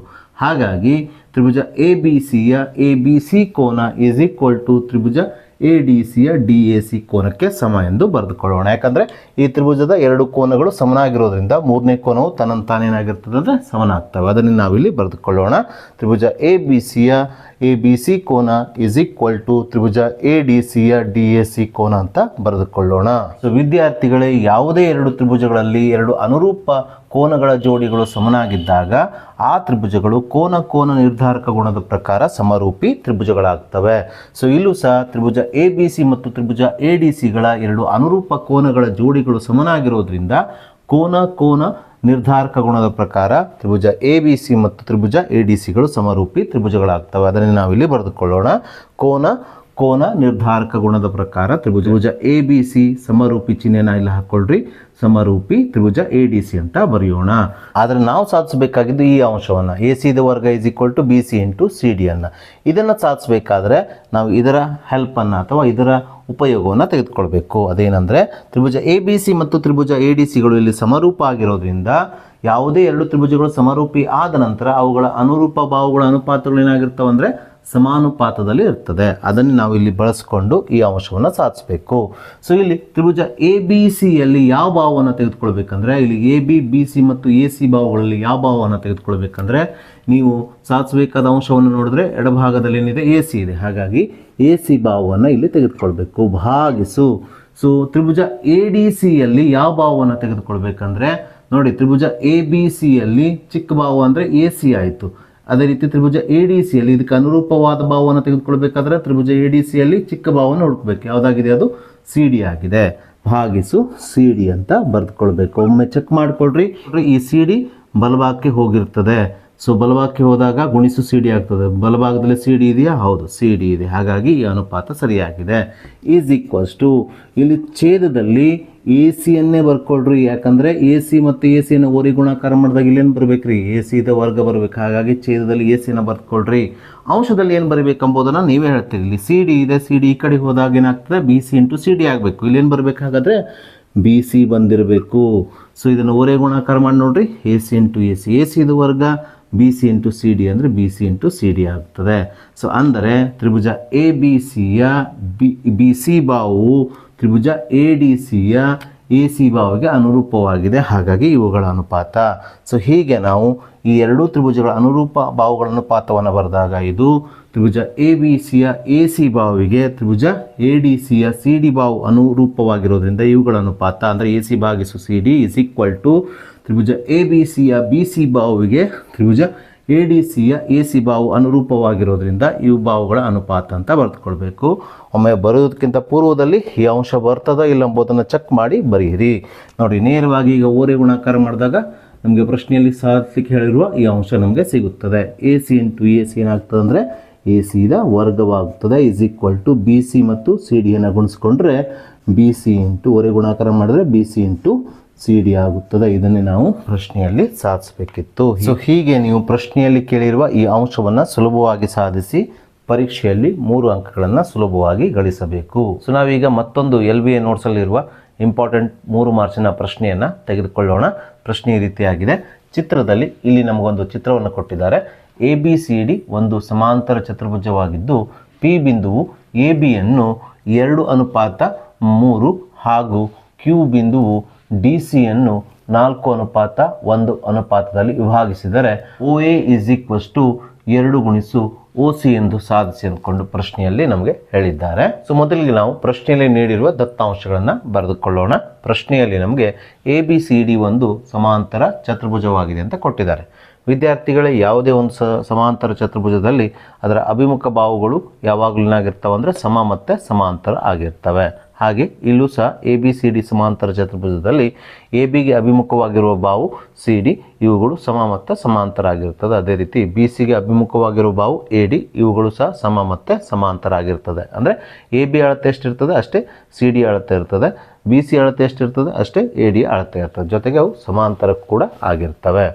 ಅದರ ಜೊತೆಗೆ ಮುಂದುವರೆದ ಪ್ರಶ್ನೆಯಲ್ಲಿ ನಮಗೆ P ಬಿಂದುವು ABಯನ್ನು 2:3 ವಿಭಾಗಿಸ್ತದೆ ಅಂತ ಕೊಟ್ಟಿದ್ದಾರೆ. ಇಲ್ಲಿ P ಬಿಂದು AB ಬಾಹುವಿನ ಮೇಲಿದೆ. ಈ P ಬಿಂದು ABಯನ್ನು 2 ಭಾಗ ಮಾಡ್ತಾ ಇದೆ, AP ಮತ್ತು PB ಆಗಿ ಮಾಡ್ತಾ ಇದೆ. ಈ ಅನುಪಾತ ಯಾವ ರೀತಿ ಇದೆ ಅಂದರೆ APಯ ಭಾಗ 2 ಆಗಿದ್ದರೆ PBಯ ಭಾಗ 3 ಆಗಿದೆ ಅಂತ ಕೊಟ್ಟಿದ್ದಾರೆ. ಅಂದರೆ AP ಅನುಪಾತ PBಯ ಬೆಲೆಯು 2:3 ಆಗಿದೆ ಅಂತ ಕೊಟ್ಟಿದ್ದಾರೆ. ಇದನ್ನೇ ನಾವು AP ಅನುಪಾತ PB = 2:3 ಅಂತ ಬರಿಬಹುದು. ಅಥವಾ ಇದನ್ನು ಕ್ಯಾಲ್ಕುಲೇಷನ್ಗೆ ಈಸಿ ಆಗುವ ದೃಷ್ಟಿಯಿಂದ AP ಭಾಗಿಸು PB = 2:3 2/3 ಆಗಿ ಬರೆದುಕೊಳ್ಬೋದು. ಅದೇ ರೀತಿ ಪ್ರಶ್ನೆಯಲ್ಲಿ ಮುಂದುವರೆದು ಏನು ಕೊಟ್ಟಿದ್ದಾರೆ ಅಂದರೆ Q ಬಿಂದುವು DC ಬಾಹುವನ್ನು 4:1 ವಿಭಾಗಿಸ್ತದೆ ಅಂತ ಕೊಟ್ಟಿದ್ದಾರೆ. ಈ Q ಬಿಂದು DCಯನ್ನು DQ ಮತ್ತು QC ಆಗಿ ವಿಭಾಗಿಸ್ತಾ ಇದೆ. ಇಲ್ಲಿ DQನ ಭಾಗ ಎಷ್ಟು 4, QCನ ಭಾಗ ಎಷ್ಟು 1 ಅಂತ ಕೊಟ್ಟಿದ್ದಾರೆ. ಹಾಗಾಗಿ ನಾವಿಲ್ಲಿ DQ ಅನುಪಾತ QC = 4:1 ಅಂತ ಬರಿಬಹುದು. ಅಥವಾ ಈ Q ಬಿಂದುವು DCಯನ್ನು 4:1 ವಿಭಾಗಿಸ್ತದೆ ಎಂಬುದನ್ನು DQ ಭಾಗಿಸು QC = 4/1 ಅಂದರೆ 4:1 ಈ ಭಾಗಿಸು ರೂಪದಲ್ಲಿ ಬರೆದಾಗ 4/1 ಆಗುತ್ತದೆ. ಸೊ ಇಷ್ಟು ದತ್ತಾಂಶಗಳನ್ನು ನೀಡಿ ನಮಗೆ ಪ್ರಶ್ನೆಯಲ್ಲಿ ನಮಗೆ OA = 2 OC ಎಂದು ಸಾಧಿಸಲಿಕ್ಕೆ ಹೇಳಿದ್ದಾರೆ. ಅಂದರೆ OAಯು OCಯ 2 ಪಟ್ಟಿದೆ ಎಂಬುದನ್ನು ಸಾಧಿಸಲಿಕ್ಕೆ ಹೇಳಿದ್ದಾರೆ. ಇಲ್ಲಿ ನಾವು OA = 2 OC ಅಂತ ಸಾಧಿಸಬೇಕಾದ್ರೆ ಈ 2 ತ್ರಿಭುಜಗಳನ್ನು ತೆಗೆದುಕೊಳ್ಬೇಕು. ಅಂದರೆ OA ಮತ್ತು OCಗಳು ಬಾಹುಗಳಾಗಿರುವ 2 ತ್ರಿಭುಜಗಳನ್ನು ತೆಗೆದುಕೊಂಡು ತದನಂತರ ಈ 2 ತ್ರಿಭುಜಗಳನ್ನು ಸಮರೂಪಿ ಎಂದು ಸಾಧಿಸಿ ಅದರ ಆಧಾರದ ಮೇಲೆ ಈ ಬಾಹುಗಳ ಅನುಪಾತವನ್ನು ಬರೆದು, ಅಂದರೆ ಯಾವುದೇ 2 ತ್ರಿಭುಜಗಳು ಸಮರೂಪಿಯಾದ ನಂತರ ಅವುಗಳ ಅನುರೂಪ ಬಾಹುಗಳೇನಾಗಿರ್ತವೆ ಅಂದರೆ ಸಮಾನುಪಾತದಲ್ಲಿರ್ತವೆ. ಹಾಗಾಗಿ ಈ ಬಾಹುಗಳ ಅನುಪಾತವನ್ನು ಬರೆದು ಈ ಅಂಶವನ್ನು ನಾವು ಸಾಧಿಸಬೇಕು. ಹಾಗಾಗಿ ಇಲ್ಲಿ ನಮಗೆ ಪ್ರಶ್ನೆಯಲ್ಲಿ ಸಾಧಿಸಲಿಕ್ಕೆ ಹೇಳಿರುವ OA = 2 OC ಯಲ್ಲಿ OA ಮತ್ತು OC ಬಾಹುಗಳನ್ನು ಒಳಗೊಂಡಿರುವ ತ್ರಿಭುಜಗಳೆಂದರೆ ಅದು AOP ಮತ್ತು COQ ಆಗಿದೆ. ಹಾಗಾಗಿ ನಾನಿಲ್ಲಿ ಸಮರೂಪಿ ಎಂದು ಸಾಧಿಸಬೇಕಾದ ತ್ರಿಭುಜ OAP ಮತ್ತು ತ್ರಿಭುಜ COQಗಳನ್ನು ತೆಗೆದುಕೊಂಡಿದ್ದೇನೆ ನಾನು. ಸೊ ನಾವೀಗ ಈ 2 ತ್ರಿಭುಜಗಳಲ್ಲಿ ಯಾವ ಕೋನಗಳು ಅಥವಾ ಯಾವ ಬಾಹುಗಳು ಸಮನಾಗಿದೆ ಎಂಬುದನ್ನು ಆಧಾರ ಸಮೇತವಾಗಿ ಬರೆಯೋಣ. ಇಲ್ಲಿ ಸ್ಪಷ್ಟವಾಗಿ ತ್ರಿಭುಜ OAPಯ OAP ಕೋನವು ತ್ರಿಭುಜ OCQನ OCQ ಕೋನಕ್ಕೆ ಪರ್ಯಾಯ ಕೋನವಾಗಿದೆ ಅಥವಾ ಝಡ್ ಕೋನವಾಗಿದೆ. ಪರ್ಯಾಯ ಕೋನಗಳು ಅಥವಾ ಝಡ್ ಕೋನಗಳು ಯಾವಾಗಲೂ ಸಮನಾಗಿರುತ್ತವೆ ಎಂಬುದು ನಮಗೆ ತಿಳಿದಿರೋದ್ರಿಂದ ಇಲ್ಲಿ ತ್ರಿಭುಜ OAPಯ OAP ಕೋನ = ತ್ರಿಭುಜ OCQನ OCQ ಕೋನಕ್ಕೆ ಸಮ ಎಂದು ಬರೆಯೋಣ. ಕಾರಣ ಪರ್ಯಾಯ ಕೋನಗಳು ಅಥವಾ ಝಡ್ ಕೋನಗಳು ಸಮ ಎಂದು ಬರೆಯೋಣ. ಹಾಗೆ ವಿದ್ಯಾರ್ಥಿಗಳೇ, 2 ರೇಖೆಗಳು ಛೇದಿಸಿದಾಗ ಉಂಟಾಗುವ ಶೃಂಗಾಭಿಮುಖ ಕೋನಗಳು ಯಾವಾಗಲೂ ಏನಾಗಿರ್ತವೆ ಅಂದರೆ ಸಮನಾಗಿರ್ತವೆ. ಸೊ ಇಲ್ಲಿ AB ಮತ್ತು ಸಿ ಡಿ ರೇಖೆಗಳು ಛೇದಿಸಿದಾಗ ಉಂಟಾಗುವ ಶೃಂಗಾಭಿಮುಖ ಕೋನಗಳು AOC ಮತ್ತು BOD ಇವುಗಳು ಸಮನಾಗಿರ್ತವೆ. ಅಂದರೆ ಈ AOC ಕೋನದ ಅಳತೆ 80 ಡಿಗ್ರಿ ಇದ್ದರೆ BOD ಕೋನದ ಅಳತೆಯು 80 ಡಿಗ್ರಿ ಇರ್ತದೆ. ಅದೇ ರೀತಿ COB ಮತ್ತು AODಗಳು ಶೃಂಗಾಭಿಮುಖ ಕೋನಗಳಾಗಿವೆ. ಒಂದು ವೇಳೆ BOC ಕೋನದ ಅಳತೆ 100 ಡಿಗ್ರಿ ಇದ್ದರೆ AOD ಕೋನದ ಅಳತೆಯು 100 ಡಿಗ್ರಿ ಇರ್ತವೆ. ಹಾಗಾಗಿ ಶೃಂಗಾಭಿಮುಖ ಕೋನಗಳು ಸಮನಾಗಿರ್ತವೆ. ಸೊ ಇಲ್ಲಿ ಸಹ ತ್ರಿಭುಜ AOP ಮತ್ತು ತ್ರಿಭುಜ COQಗಳಲ್ಲಿ ತ್ರಿಭುಜ AOPಯ AOP ಕೋನವು ತ್ರಿಭುಜ COQನ COQ ಕೋನಕ್ಕೆ ಶೃಂಗಾಭಿಮುಖವಾಗಿದೆ. ನೋಡಿ, ಇವೆರಡು ರೇಖೆಗಳು ಛೇದಿಸಿದ್ದಾವೆ, ಹಾಗಾಗಿ ಇಲ್ಲಿ ಶೃಂಗಾಭಿಮುಖ ಕೋನಗಳು ಉಂಟಾಗಿದ್ದಾವೆ. ಈ ಶೃಂಗಾಭಿಮುಖ ಕೋನಗಳು ಇವೆರಡು ತ್ರಿಭುಜಗಳಲ್ಲಿ ಸಮನಾಗ್ತವೆ. ಆದ್ದರಿಂದ ನಾವಿಲ್ಲಿ ತ್ರಿಭುಜ AOPಯ AOP ಕೋನ ಈಸ್ ಈಕ್ವಲ್ಸ್ ಟು ತ್ರಿಭುಜ COQನ COQ ಕೋನ ಅಂತ ಬರೆದುಕೊಳ್ಳೋಣ. ಕಾರಣ ಶೃಂಗಾಭಿಮುಖ ಕೋನಗಳು ಸಮ ಎಂದು ಬರೆಯೋಣ. ಸೊ ಹೀಗೆ ಇವೆರಡೂ ತ್ರಿಭುಜಗಳಲ್ಲಿ ಎರಡು ಕೋನಗಳ ಜೋಡಿಗಳು ಸಮನಾದ ನಂತರ ಈ ತ್ರಿಭುಜಗಳಲ್ಲಿ ಉಳಿದಿರುವಂಥ ಮೂರನೇ ಕೋನದ ಜೋಡಿಯು ಸಹ ಏನಾಗಿರ್ತದೆ ಅಂದರೆ ತನ್ನಂತಾನೇ ಸಮನಾಗ್ತದೆ. ಹಾಗಾಗಿ ತ್ರಿಭುಜ AOPಯಲ್ಲಿ ಉಳಿದಿರುವ ಮೂರನೇ ಕೋನ ಯಾವುದು? APO. ಅದೇ ರೀತಿ ತ್ರಿಭುಜ COQನಲ್ಲಿ ಉಳಿದಿರುವ ಮೂರನೇ ಕೋನ ಯಾವುದು? OQC. ಈ ಎರಡು ಕೋನಗಳು ಏನಾಗ್ತವೆ ಅಂದರೆ ಸಮನಾಗ್ತವೆ. ಅದನ್ನೇ ನಾವಿಲ್ಲಿ ಬರೆದುಕೊಳ್ಳೋಣ. ತ್ರಿಭುಜ APOನ APO ಕೋನ ಈಸ್ ಈಕ್ವಲ್ ಟು ತ್ರಿಭುಜ COQನ CQO ಕೋನ ಅಥವಾ OQC ಕೋನ ಎಂದು ಬರೆಯೋಣ. ಸೊ ಹೀಗೆ ಈ ಎರಡು ತ್ರಿಭುಜಗಳ ಎರಡು ಅನುರೂಪ ಕೋನಗಳ ಜೋಡಿಗಳು ಸಮನಾದ ನಂತರ ಕೋನ ಸಮರೂಪತೆಯ ನಿರ್ಧಾರಕ ಗುಣದ ಪ್ರಕಾರ ಈ ಎರಡು ತ್ರಿಭುಜಗಳು ಸಮರೂಪಿ ತ್ರಿಭುಜಗಳಾಗ್ತವೆ. ಅದನ್ನು ಇಲ್ಲಿ ಬರೆದುಕೊಳ್ಳೋಣ ನಾವು. ತ್ರಿಭುಜ OAP ಸಮರೂಪಿ ತ್ರಿಭುಜ OCQ ಎಂದು. ಕಾರಣ ಕೋನ ಸಮರೂಪತೆಯ ನಿರ್ಧಾರಕ ಗುಣ ಎಂದು ಬರೆಯೋಣ. ಸೊ ಇವೆರಡು ತ್ರಿಭುಜಗಳು ಸಮರೂಪಿಯಾದ ನಂತರ ಇವುಗಳ ಅನುರೂಪ ಬಾಹುಗಳ ಅನುಪಾತಗಳು ಏನಾಗ್ತವೆ? ಸಮಾನುಪಾತದಲ್ಲಿರ್ತವೆ. ಅದನ್ನು ನಾವಿಲ್ಲಿ ಬರೆದುಕೊಳ್ಬೇಕು. ಯಾಕಂದರೆ ಇದನ್ನು ಸಾಧಿಸಬೇಕಾದ್ರೆ ನಾವು ಅನುರೂಪ ಬಾಹುಗಳ ಅನುಪಾತವನ್ನು ಬರೀಬೇಕಾಗ್ತದೆ. ಸೊ ಆಲ್ರೆಡಿ ಇವೆರಡು ತ್ರಿಭುಜಗಳು ಸಮರೂಪಿ ತ್ರಿಭುಜಗಳಾಗಿರೋದ್ರಿಂದ ಇವುಗಳ ಅನುರೂಪ ಬಾಹುಗಳ ಅನುಪಾತವನ್ನು ನಾವೀಗ ಬರೆಯೋಣ. ಯಾವ ರೀತಿ ಬರೀಬೇಕಂದ್ರೆ OA ಮತ್ತು OC ಬಾಹುಗಳು ಇಲ್ಲಿ ಬಂದಿರಬೇಕು, ಇವುಗಳ ಅನುಪಾತ ಬಂದಿರಬೇಕು.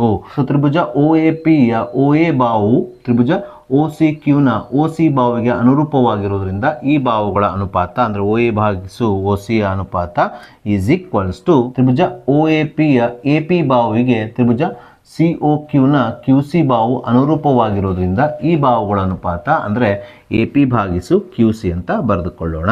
ಸೊ ಮುಂದಿನ ಹಂತದಲ್ಲಿ ನಾವು ಸಾಧಿಸಬೇಕಾಗಿದ್ದು OA is equal to 2 into OC. OA ಮತ್ತು OC ಅನ್ನು ಇದ್ದ ಹಾಗೆ ಬರೆದುಕೊಳ್ಳೋಣ. ಇಲ್ಲಿ AP ಭಾಗಿಸು QC ಅಂತ ಇದೆ, ಇದನ್ನು ನಾವು ತೆಗಿಬೇಕಾಗ್ತದೆ. ಯಾಕಂದರೆ ನಮಗೆ ಉತ್ತರದಲ್ಲಿ ಬೇಕಾಗಿದ್ದು OA ಮತ್ತು OC ಮಾತ್ರ. ಇವುಗಳನ್ನು ತೆಗೆದು ಇದನ್ನು ಸಾಂಕೇತಿಕವಾಗಿ ಅಥವಾ ಸಂಖ್ಯೆಯ ರೂಪದಲ್ಲಿ ಬರೆದುಕೊಳ್ಬೇಕು. ಹಾಗಾದರೆ AP ಜಾಗದಲ್ಲಿ ಏನು ಹಾಕ್ಬೋದು ಅಂದರೆ ನಮಗೆ ಇಲ್ಲಿ ನೀಡಿರುವ ದತ್ತಾಂಶವನ್ನು ಬಳಸಿಕೊಂಡು APಯ ಸ್ಥಾನವನ್ನು ರಿಪ್ಲೇಸ್ ಮಾಡಬೇಕಾಗ್ತದೆ. ಸೊ AP ಭಾಗಿಸು PB ಅಂದರೆ 2:3 ಅಂತ ಕೊಟ್ಟಿದ್ದಾರೆ. ಸೊ ಈ ಅನುಪಾತವನ್ನೇ ನಾವು AP ಅನುಪಾತ ABಗೆ ಬರ್ಕೊಂಡಾಗ ಅಂದರೆ AP ಭಾಗಿಸು ABಗೆ ಬರೆದುಕೊಂಡಾಗ ಇಲ್ಲಿ AP 2 ಆಗಿದೆ, ಭಾಗಿಸು AB ಅಂದರೆ AP ಪ್ಲಸ್ PB ಆಗಿರೋದ್ರಿಂದ ಅಂದರೆ AP 2 ಪ್ಲಸ್ PB 3 ಆಗಿರೋದ್ರಿಂದ ABಯು ಇಲ್ಲಿ 2 ಪ್ಲಸ್ 3 5 ಆಗುತ್ತದೆ. ಹಾಗಾಗಿ AP ಅನುಪಾತ AB ಅಥವಾ AP ಭಾಗಿಸು ABಯ ಬೆಲೆ ಇಲ್ಲಿ 2 ಭಾಗಿಸು AB ಅಂದರೆ 2 ಪ್ಲಸ್ 3 5 ಆಗುತ್ತದೆ. ನಾವೀಗ ಇದನ್ನು APಗೆ ಬಿಡಿಸಿಕೊಂಡಾಗ AP ಈಸ್ ಈಕ್ವಲ್ಸ್ ಟು ABಯನ್ನು ಒರೆ ಗುಣಾಕಾರ ಮಾಡಿ ಬಲಭಾಗಕ್ಕೆ ಸ್ಥಳಾಂತರಿಸಿದಾಗ AB 2ಕ್ಕೆ ಗುಣಿಸಲ್ಪಟ್ಟು ಬಲಭಾಗವು ಇಲ್ಲಿ 2 ಗುಣಿಸು AB ಭಾಗಿಸು 5 ಆಗುತ್ತದೆ. ಸೊ ನಾವೀಗ ಇಲ್ಲಿ APಯ ಸ್ಥಾನದಲ್ಲಿ APಗೆ ಸಮನಾಗಿರುವ 2 ಗುಣಿಸು AB ಭಾಗಿಸು 5ಅನ್ನು APಯ ಸ್ಥಾನದಲ್ಲಿ ಅಂಶದಲ್ಲಿ ಇಲ್ಲಿ ಬರೆದುಕೊಳ್ಳೋಣ. ಸಂಪೂರ್ಣ ಭಾಗಿಸು ಛೇದದಲ್ಲಿ QC ಇದೆ. ಈ QCಯು ಕೊಟ್ಟಂಥ ಉತ್ತರದಲ್ಲಿ ಇಲ್ಲ. ಹಾಗಾಗಿ ಇಲ್ಲಿ ನಾವು QCಯನ್ನು ರಿಪ್ಲೇಸ್ ಮಾಡಬೇಕಂದ್ರೆ ತೆಗಿಬೇಕು. QCಯನ್ನು ತೆಗಿಬೇಕಾದ್ರೆ ನಾವು ಈ ದತ್ತಾಂಶವನ್ನು ಬಳಸ್ಕೊಳ್ಬೇಕು. ಸೊ DQ ಭಾಗಿಸು QC ಅಂದರೆ 4:1 ಆಗಿದೆ. DQ 4, QC 1 ಆಗಿದೆ. ಈ ಅನುಪಾತವನ್ನೇ ನಾವು CD ಮತ್ತು QCಗಳ ಅನುಪಾತವಾಗಿ ಪರಿವರ್ತಿಸಿದಾಗ CD ಅಂದರೆ ಇಲ್ಲಿ QC ಪ್ಲಸ್ DQ ಆಗಿರೋದ್ರಿಂದ CQ ಎಷ್ಟು 1, DQ ಎಷ್ಟು 4 ಆಗಿರೋದ್ರಿಂದ ಇಲ್ಲಿ CDಯು 4 ಪ್ಲಸ್ 1 5 ಆಗುತ್ತದೆ. ಭಾಗಿಸು QC ಅಂದರೆ 1 ಆಗುತ್ತದೆ. ಹಾಗಾಗಿ ಇಲ್ಲಿ CD ಭಾಗಿಸು QC ಅಥವಾ CD ಅನುಪಾತ QCಯು ಇಲ್ಲಿ 5 4 + 1 5 ಭಾಗಿಸು QC 1 ಆಗುತ್ತದೆ. ನಾವೀಗ ಇದನ್ನು ಸಂಕ್ಷೇಪಿಸಿ QCಗೆ ಬಿಡಿಸಿಕೊಳ್ಳೋಣ.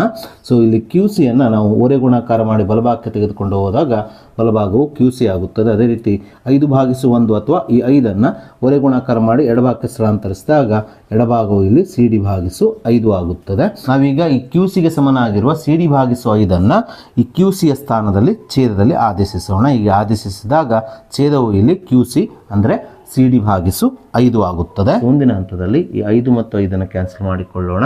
ಹೀಗೆ ಸಂಕ್ಷೇಪಿಸಿದಾಗ ಇಲ್ಲಿ ಏನು ಉಳಿತದೆ ಅಂದರೆ OA/OC = 2 × AB ಭಾಗಿಸು ಛೇದದಲ್ಲಿ CD ಇದೆ. ಆದರೆ CD ಯಾವ್ದು ಸಮನಾಗಿದೆ? ಇದು ಸಮಾಂತರ ಚತುರ್ಭುಜದ ಒಂದು ಬಾಹುವಾಗಿದೆ CD.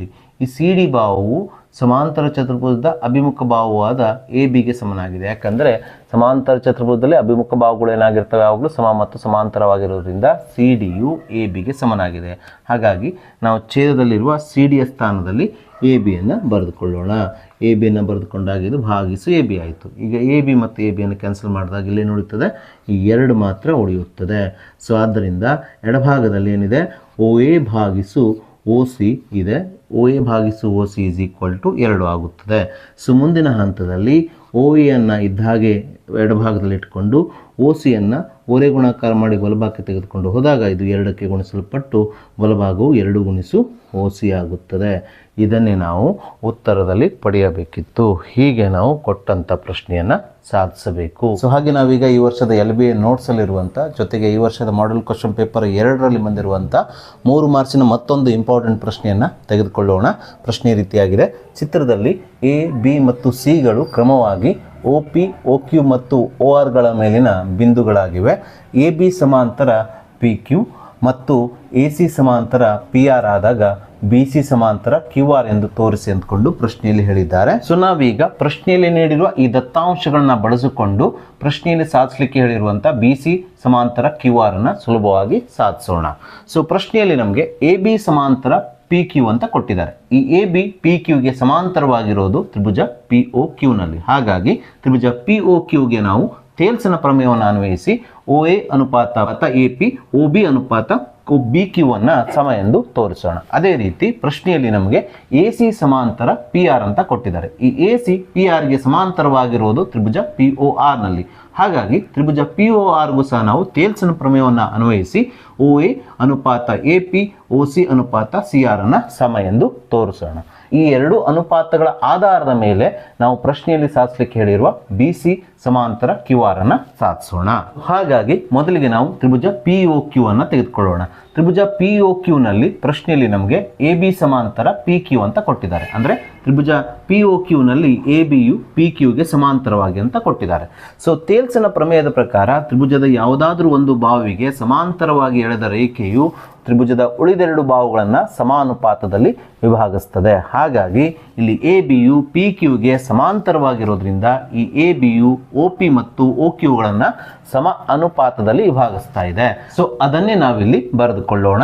ಸೊ ABಯು OPಯನ್ನು OA ಮತ್ತು AP ಅನುಪಾತವಾಗಿ ವಿಭಾಗಿಸಿದರೆ, ಅಂದರೆ OA/AP ಆಗಿ ವಿಭಾಗಿಸಿದರೆ, ಈ ABಯು OQ ರೇಖೆಯನ್ನು OB ಮತ್ತು BQ ಅನುಪಾತದಲ್ಲಿ ವಿಭಾಗಿಸ್ತದೆ. ಅಂದರೆ OB/BQ ಅನುಪಾತದಲ್ಲಿ ವಿಭಾಗಿಸ್ತಾ ಇದೆ. ಹಾಗೆ ಇವೆರಡು ಅನುಪಾತಗಳು ಏನಾಗಿರ್ತವೆ? ಥೇಲ್ಸನ ಪ್ರಮೇಯದ ಪ್ರಕಾರ ಸಮ ಆಗಿರುತ್ತವೆ. ಹಾಗಾಗಿ ನಾವಿಲ್ಲಿ OA/AP = OB/BQ ಅಂತ ಬರೆದುಕೊಳ್ಳೋಣ. ಹಾಗೆ ಈ ಸಮೀಕರಣವನ್ನು ಸಮೀಕರಣ 1 ಆಗಿ ತೆಗೆದುಕೊಳ್ಳೋಣ.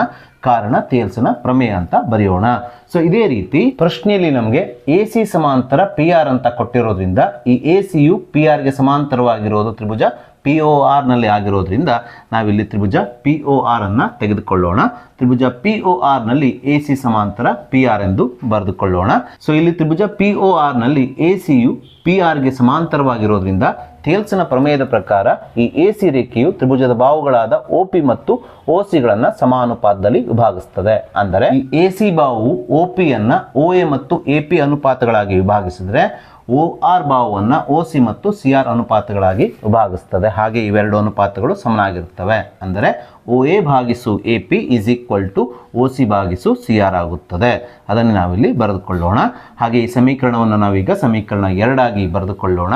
ಕಾರಣ ತೇಲ್ಸನ ಪ್ರಮೇಯ ಅಂತ ಬರೆಯೋಣ. ಈ ಸಮೀಕರಣ 1 ಮತ್ತು ಸಮೀಕರಣ 2ರ ಎಡಭಾಗಗಳನ್ನು ನೀವು ಗಮನಿಸಿದಾಗ ಇವೆರಡೂ ಸಮೀಕರಣಗಳ ಎಡಭಾಗಗಳು ಸಮನಾಗಿದೆ. ನೋಡಿ, ಸಮೀಕರಣ 1ರ ಎಡಭಾಗ OA ಭಾಗಿಸು AP ಇದ್ದರೆ ಸಮೀಕರಣ 2ರ ಎಡಭಾಗವೂ ಸಹ OA ಭಾಗಿಸು AP ಇರೋದ್ರಿಂದ ಯಾವುದೇ ಎರಡು ಸಮೀಕರಣಗಳ ಎಡಭಾಗಗಳು ಸಮನಾಗಿದ್ದರೆ ಅದರ ಬಲಭಾಗಗಳು ಸಹ ಸಮನಾಗಿರುತ್ತವೆ. ಹಾಗಾಗಿ ಇವೆರಡು ಸಮೀಕರಣಗಳ ಎಡಭಾಗಗಳು ಸಮನಾಗಿರೋದ್ರಿಂದ ಇವೆರಡು ಸಮೀಕರಣಗಳ ಬಲಭಾಗಗಳು ಸಹ ಏನಾಗ್ತವೆ ಅಂತ ಸಮನಾಗ್ತವೆ. ಅದನ್ನೇ ನಾವಿಲ್ಲಿ ಬರೆದುಕೊಳ್ಳೋಣ. ಸಮೀಕರಣ 1 ಮತ್ತು 2ರಿಂದ ಎರಡು ಸಮೀಕರಣಗಳ ಬಲಭಾಗಗಳು ಸಮ ಎಂದು ಬರೆಯೋಣ. ಅಂದರೆ OB ಭಾಗಿಸು BQ ಈಸ್ ಈಕ್ವಲ್ ಟು ಎರಡನೇ ಸಮೀಕರಣದ ಬಲಭಾಗ OC ಭಾಗಿಸು CR ಎಂದು ಬರೆಯೋಣ. ಸೊ ಈ ಅನುಪಾತದಿಂದ ನಮಗೆ ಸ್ಪಷ್ಟವಾಗಿ ತಿಳಿದು ಬರುವುದೇನೆಂದರೆ ತ್ರಿಭುಜ OQR ನಲ್ಲಿ BC ರೇಖೆಯು OQ ಬಾಹುವನ್ನ OB ಮತ್ತು BQ ಅನುಪಾತವಾಗಿ ವಿಭಾಗಿಸಿದರೆ OR ಬಾಹುವನ್ನು OC ಮತ್ತು CR ಅನುಪಾತಗಳಾಗಿ ವಿಭಾಗಿಸ್ತಾ ಇದೆ. ಹಾಗೆ ಇವೆರಡು ಅನುಪಾತಗಳು ಏನಾಗಿದಾವೆ ಅಂದ್ರೆ ಸಮನಾಗಿದ್ದಾವೆ. ಹಾಗಾಗಿ ನಾವಿಲ್ಲಿ ತೇಲ್ಸಿನ ಉಪಪ್ರಮೇಯವನ್ನ ನೆನಪು ಮಾಡಿಕೊಳ್ಬೇಕು. ತೇಲ್ಸಿನ ಉಪಪ್ರಮೇಯ ಏನು ಹೇಳ್ತದಂದ್ರೆ ತ್ರಿಭುಜದ ಯಾವುದೇ ಎರಡು ಬಾಹುಗಳನ್ನ ಸಮಾನುಪಾತದಲ್ಲಿ ವಿಭಾಗಿಸುವ ರೇಖೆಯು ತ್ರಿಭುಜದ ಮೂರನೇ ಬಾಹುಗೆ ಏನಾಗಿರ್ತದೆ ಅಂದ್ರೆ ಸಮಾಂತರವಾಗಿರ್ತದೆ ಅಂತ ಹೇಳ್ತದೆ. ಹಾಗಾಗಿ ತೇಲ್ಸಿನ ಉಪಪ್ರಮೇಯದ ಪ್ರಕಾರ ತ್ರಿಭುಜ OQR ನಲ್ಲಿ BCಯು OQ ಬಾಹುವನ್ನು OB ಮತ್ತು BQ ಅನುಪಾತವಾಗಿ OR ಬಾಹುವನ್ನು OC ಮತ್ತು CR ಅನುಪಾತಗಳಾಗಿ ವಿಭಾಗಿಸಿ ಇವೆರಡು ಅನುಪಾತಗಳನ್ನ ಸಮಗೊಳಿಸ್ತಾ ಇದೆ. ಹಾಗಾಗಿ ಇಲ್ಲಿ BCಯು QRಗೆ ಏನಾಗಿರುತ್ತೆ ಅಂದರೆ ತೇಲ್ಸಿನ ಉಪಪ್ರಮೇಯದ ಪ್ರಕಾರ ಸಮಾಂತರವಾಗಿರುತ್ತದೆ. ಸೊ ಆದ್ದರಿಂದ ನಾವಿಲ್ಲಿ BC ಸಮಾಂತರ QR ಎಂದು ಬರೆದುಕೊಳ್ಳೋಣ. ಕಾರಣ ತೇಲ್ಸಿನ ಉಪಪ್ರಮೇಯ ಅಂತ ಬರೆಯೋಣ. ಸೊ ಇದನ್ನೇ ನಾವು ಪ್ರಶ್ನೆಯಲ್ಲಿ ಸಾಧಿಸಬೇಕಿತ್ತು. ಹಾಗೆ ನಾವೀಗ ಈ ವರ್ಷದ ಮಾಡೆಲ್ ಕ್ವಶನ್ ಪೇಪರ್ 2ರಲ್ಲಿ ಬಂದಿರುವಂಥ ಜೊತೆಗೆ ಈ ವರ್ಷದ LBA ನೋಟ್ಸಲ್ಲಿರುವಂಥ 3 ಮಾರ್ಕ್ಸಿನ ಮತ್ತೊಂದು ಇಂಪಾರ್ಟೆಂಟ್ ಪ್ರಶ್ನೆಯನ್ನು ತೆಗೆದುಕೊಳ್ಳೋಣ. ಪ್ರಶ್ನೆ ಈ ರೀತಿಯಾಗಿದೆ. ತ್ರಿಭುಜ ABCಯ ಬಾಹುಗಳಾದ AB BCಗಳು ಹಾಗೂ ಮಧ್ಯರೇಖೆ ADಯು ಕ್ರಮವಾಗಿ ತ್ರಿಭುಜ PQRನ ಬಾಹುಗಳಾದ PQ QR ಅದೇ ರೀತಿ ಮಧ್ಯರೇಖೆ PMನೊಂದಿಗೆ ಸಮಾನುಪಾತ ಹೊಂದಿದ್ದರೆ ತ್ರಿಭುಜ ABC ಸಮರೂಪಿ ತ್ರಿಭುಜ PQR ಎಂದು ಸಾಧಿಸಿ ಅಂತ ಹೇಳಿದ್ದಾರೆ. ಹಾಗೆ ಇದಕ್ಕೆ ಸಂಬಂಧಪಟ್ಟಂಥ ಚಿತ್ರವನ್ನು ಸಹ ನಮಗೆ ನೀಡಿದ್ದಾರೆ. ಸೊ ಈ ಪ್ರಶ್ನೆಯನ್ನು ನಾವು ಪ್ರಮೇಯದ ರೀತಿಯಲ್ಲಿ ಸಾಧಿಸೋಣ. ಸೊ ಪ್ರಶ್ನೆಯಲ್ಲಿ ನಮಗೆ ತ್ರಿಭುಜ ABCಯ ಬಾಹುಗಳಾದ AB BC ಹಾಗೂ ಮಧ್ಯರೇಖೆ ADಯು ಕ್ರಮವಾಗಿ ತ್ರಿಭುಜ PQRನ ಬಾಹುಗಳಾದ PQ QR ಹಾಗೂ ಮಧ್ಯರೇಖೆ PMನೊಂದಿಗೆ ಸಮಾನುಪಾತ ಹೊಂದಿದೆ ಅಂತ ಕೊಟ್ಟಿದ್ದಾರೆ. ಸೊ ಇದನ್ನೇ ನಾವು ದತ್ತಾಂಶದಲ್ಲಿ ಬರೆದುಕೊಳ್ಳೋಣ. ತ್ರಿಭುಜ ABC ಮತ್ತು ತ್ರಿಭುಜ PQRಗಳಲ್ಲಿ ತ್ರಿಭುಜ ABCಯ AB ಬಾಹು ಮತ್ತು ತ್ರಿಭುಜ PQRನ PQ ಬಾಹುಗಳ ಅನುಪಾತ ಅಂದರೆ AB ಭಾಗಿಸು PQ. ಅದೇ ರೀತಿ ತ್ರಿಭುಜ ABCಯ BC ಬಾಹು ತ್ರಿಭುಜ PQRನ QR ಬಾಹುವಿನ ಅನುಪಾತ ಅಂದರೆ BC ಭಾಗಿಸು QR. ಹಾಗೆ ತ್ರಿಭುಜ ABCಯ ಮಧ್ಯರೇಖೆ AD ಅದೇ ರೀತಿ ತ್ರಿಭುಜ PQRನ ಮಧ್ಯರೇಖೆ PM ಇವುಗಳ ಅನುಪಾತವನ್ನು ಬರೆದು ಇವುಗಳ ನಡುವೆ ಸಮಚಿಹ್ನೆ ಹಾಕ್ಕೊಂಡು ಇವುಗಳ ಸಮ ಎಂದು ಬರೆದುಕೊಳ್ಳೋಣ. ಅಂದರೆ ಈ ಅನುಪಾತಗಳು ಸಮನಾಗಿದೆ ಅಂದ್ಕೊಂಡು ನಮಗೆ ಪ್ರಶ್ನೆಯಲ್ಲೇ ಕೊಟ್ಟಿರೋದ್ರಿಂದ ತ್ರಿಭುಜ ABC ಮತ್ತು ತ್ರಿಭುಜ PQRಗಳಲ್ಲಿ AB ಭಾಗಿಸು PQ is equals to BC ಭಾಗಿಸು QR is equals to AD ಭಾಗಿಸು PM ಎಂದು ಬರೆದುಕೊಳ್ಳೋಣ. ಅಂದರೆ ಈ ಬಾಹುಗಳ ಅನುಪಾತಗಳು ಸಮಾನುಪಾತದಲ್ಲಿವೆ ಎಂಬುದನ್ನು ಇಲ್ಲಿ ದತ್ತಾಂಶದಲ್ಲಿ ಬರೆದುಕೊಳ್ಳೋಣ. ಸೊ ಮುಂದಿನ ಹಂತದಲ್ಲಿ ಪ್ರಶ್ನೆಯಲ್ಲಿ ನಮಗೆ ಏನನ್ನು ಸಾಧಿಸ್ಲಿಕ್ಕೆ ಹೇಳಿದಾರಲ್ಲ ಅದನ್ನು ನಾವು ಸಾಧನೆಯ ಹಂತದಲ್ಲಿ ಬರೆದುಕೊಳ್ಬೇಕು. ಪ್ರಶ್ನೆಯಲ್ಲಿ ನಮಗೆ ತ್ರಿಭುಜ ABC ಸಮರೂಪಿ ತ್ರಿಭುಜ PQR ಅಂತ ಸಾಧಿಸಿ ಅಂತ ಹೇಳಿದ್ದಾರೆ. ಹಾಗಾಗಿ ಸಾಧನೆಯ ಹಂತದಲ್ಲಿ ನಾವು ತ್ರಿಭುಜ ABC ಸಮರೂಪಿ ತ್ರಿಭುಜ PQR ಎಂದು ಬರೆದುಕೊಳ್ಳೋಣ. ಇದನ್ನೇ ನಾವು ಸಾಧನೆಯಲ್ಲಿ ಸಾಧಿಸಬೇಕು. ಸೊ ಸಾಧನೆ ಹಂತದಲ್ಲಿ ನಾವೇನು ಮಾಡಬೇಕಂದ್ರೆ ದತ್ತಾಂಶದಲ್ಲಿರುವ ಈ ಅನುಪಾತವನ್ನು ಇದ್ದ ಹಾಗೆ ಬರೆದುಕೊಳ್ಬೇಕು. ಅಂದರೆ AB ಭಾಗಿಸು PQ ಅದೇ ರೀತಿ AD ಭಾಗಿಸು PM ಅನ್ನು ಕೊನೆಯಲ್ಲಿರುವ ಅನುಪಾತಗಳನ್ನು ಇದ್ದ ಹಾಗೆ ಬರೆದುಕೊಂಡು ಮಧ್ಯದಲ್ಲಿರುವ ಅನುಪಾತ BC ಭಾಗಿಸು QRನ ಅಂಶಕ್ಕೂ ಮತ್ತು ಛೇದಕ್ಕೂ 1/2ರಿಂದ ಗುಣಿಸ್ಕೊಳ್ಬೇಕು. ಅಂದರೆ ಅಂಶಕ್ಕೂ 1/2ರಿಂದ ಅದೇ ರೀತಿ ಛೇದದಲ್ಲಿರುವ QRಗೂ 1/2ರಿಂದ ಗುಣಿಸ್ಕೊಳ್ಬೇಕು. ಸೊ ಮುಂದಿನ ಹಂತದಲ್ಲಿ ಈ AB ಭಾಗಿಸು PQನ ಅನುಪಾತ ಅದೇ ರೀತಿ AD ಭಾಗಿಸು PMನ ಅನುಪಾತವನ್ನು ಇದ್ದ ಹಾಗೆ ಬರೆದುಕೊಳ್ಳೋಣ. ಆದರೆ ಇಲ್ಲಿರುವಂತಹ ಅರ್ಧ ಗುಣಿಸು BCಯ ಸ್ಥಾನದಲ್ಲಿ ನಾವೇನು ಬರೆದುಕೊಳ್ಬೋದು ಅಂದರೆ BDಯನ್ನು ಬರೆದುಕೊಳ್ಬೋದು. ಯಾಕಂದರೆ ಪ್ರಶ್ನೆಯಲ್ಲಿ ಹೇಳಿದ ಹಾಗೆ ADಯು ತ್ರಿಭುಜ ಎ ಬಿ ಸಿಯಲ್ಲಿ ಮಧ್ಯರೇಖೆಯಾಗಿರೋದ್ರಿಂದ ಈ ಎ ಡಿ ರೇಖೆಯು ಬಿ ಸಿಯನ್ನು ಎರಡು ಸಮನಾದ ಭಾಗಗಳಾಗಿ ವಿಭಾಗಿಸ್ತದೆ. ಅಂದರೆ ಬಿ ಸಿಯ ಉದ್ದ 4 ಸೆಂಟಿಮೀಟರ್ ಇದ್ದರೆ ಬಿ ಡಿಯ ಉದ್ದ 2 ಸೆಂಟಿಮೀಟರ್ ಮತ್ತು ಡಿ ಸಿಯ ಉದ್ದ 2 ಸೆಂಟಿಮೀಟರ್ ಆಗಿರುತ್ತದೆ. ಹಾಗಾಗಿ ಇಲ್ಲಿ ಬಿ ಸಿಯ ಅರ್ಧ ಬಿ ಡಿನೂ ಆಗ್ತದೆ, ಅದೇ ರೀತಿ ಡಿ ಸಿನೂ ಆಗ್ತದೆ. ಹಾಗಾಗಿ ನಾನಿಲ್ಲಿ ಅರ್ಧ ಬಿ ಸಿಯ ಸ್ಥಾನದಲ್ಲಿ ಬಿ ಡಿಯನ್ನು ಬರೆದುಕೊಂಡಿದ್ದೇನೆ. ಅದೇ ರೀತಿ ಇಲ್ಲಿ ಛೇದದಲ್ಲಿ ಅರ್ಧ ಕ್ಯೂ ಆರ್ ಅಂತ ಇದೆ. ಪ್ರಶ್ನೆಯಲ್ಲಿ ನಮಗೆ ಪಿ ಎಮ್ ಪಿ ಕ್ಯೂ ಆರ್ನ ಮಧ್ಯರೇಖೆ ಅಂತ ಕೊಟ್ಟಿರೋದ್ರಿಂದ ಈ ಪಿ ಎಮ್ ಕ್ಯೂ ಆರನ್ನು ಎರಡು ಸಮನಾದ ಭಾಗಗಳಾಗಿ ವಿಭಾಗಿಸ್ತದೆ. ಹಾಗಾಗಿ ಕ್ಯೂ ಆರ್ನ ಅರ್ಧ ಕ್ಯೂ ಎಮ್ ಅಥವಾ ಎಮ್ ಆರ್ ಆಗಿರುತ್ತದೆ. ಅಂದರೆ ಇವೆರಡು ಭಾಗಗಳು ಸಮನಾಗ್ತವೆ.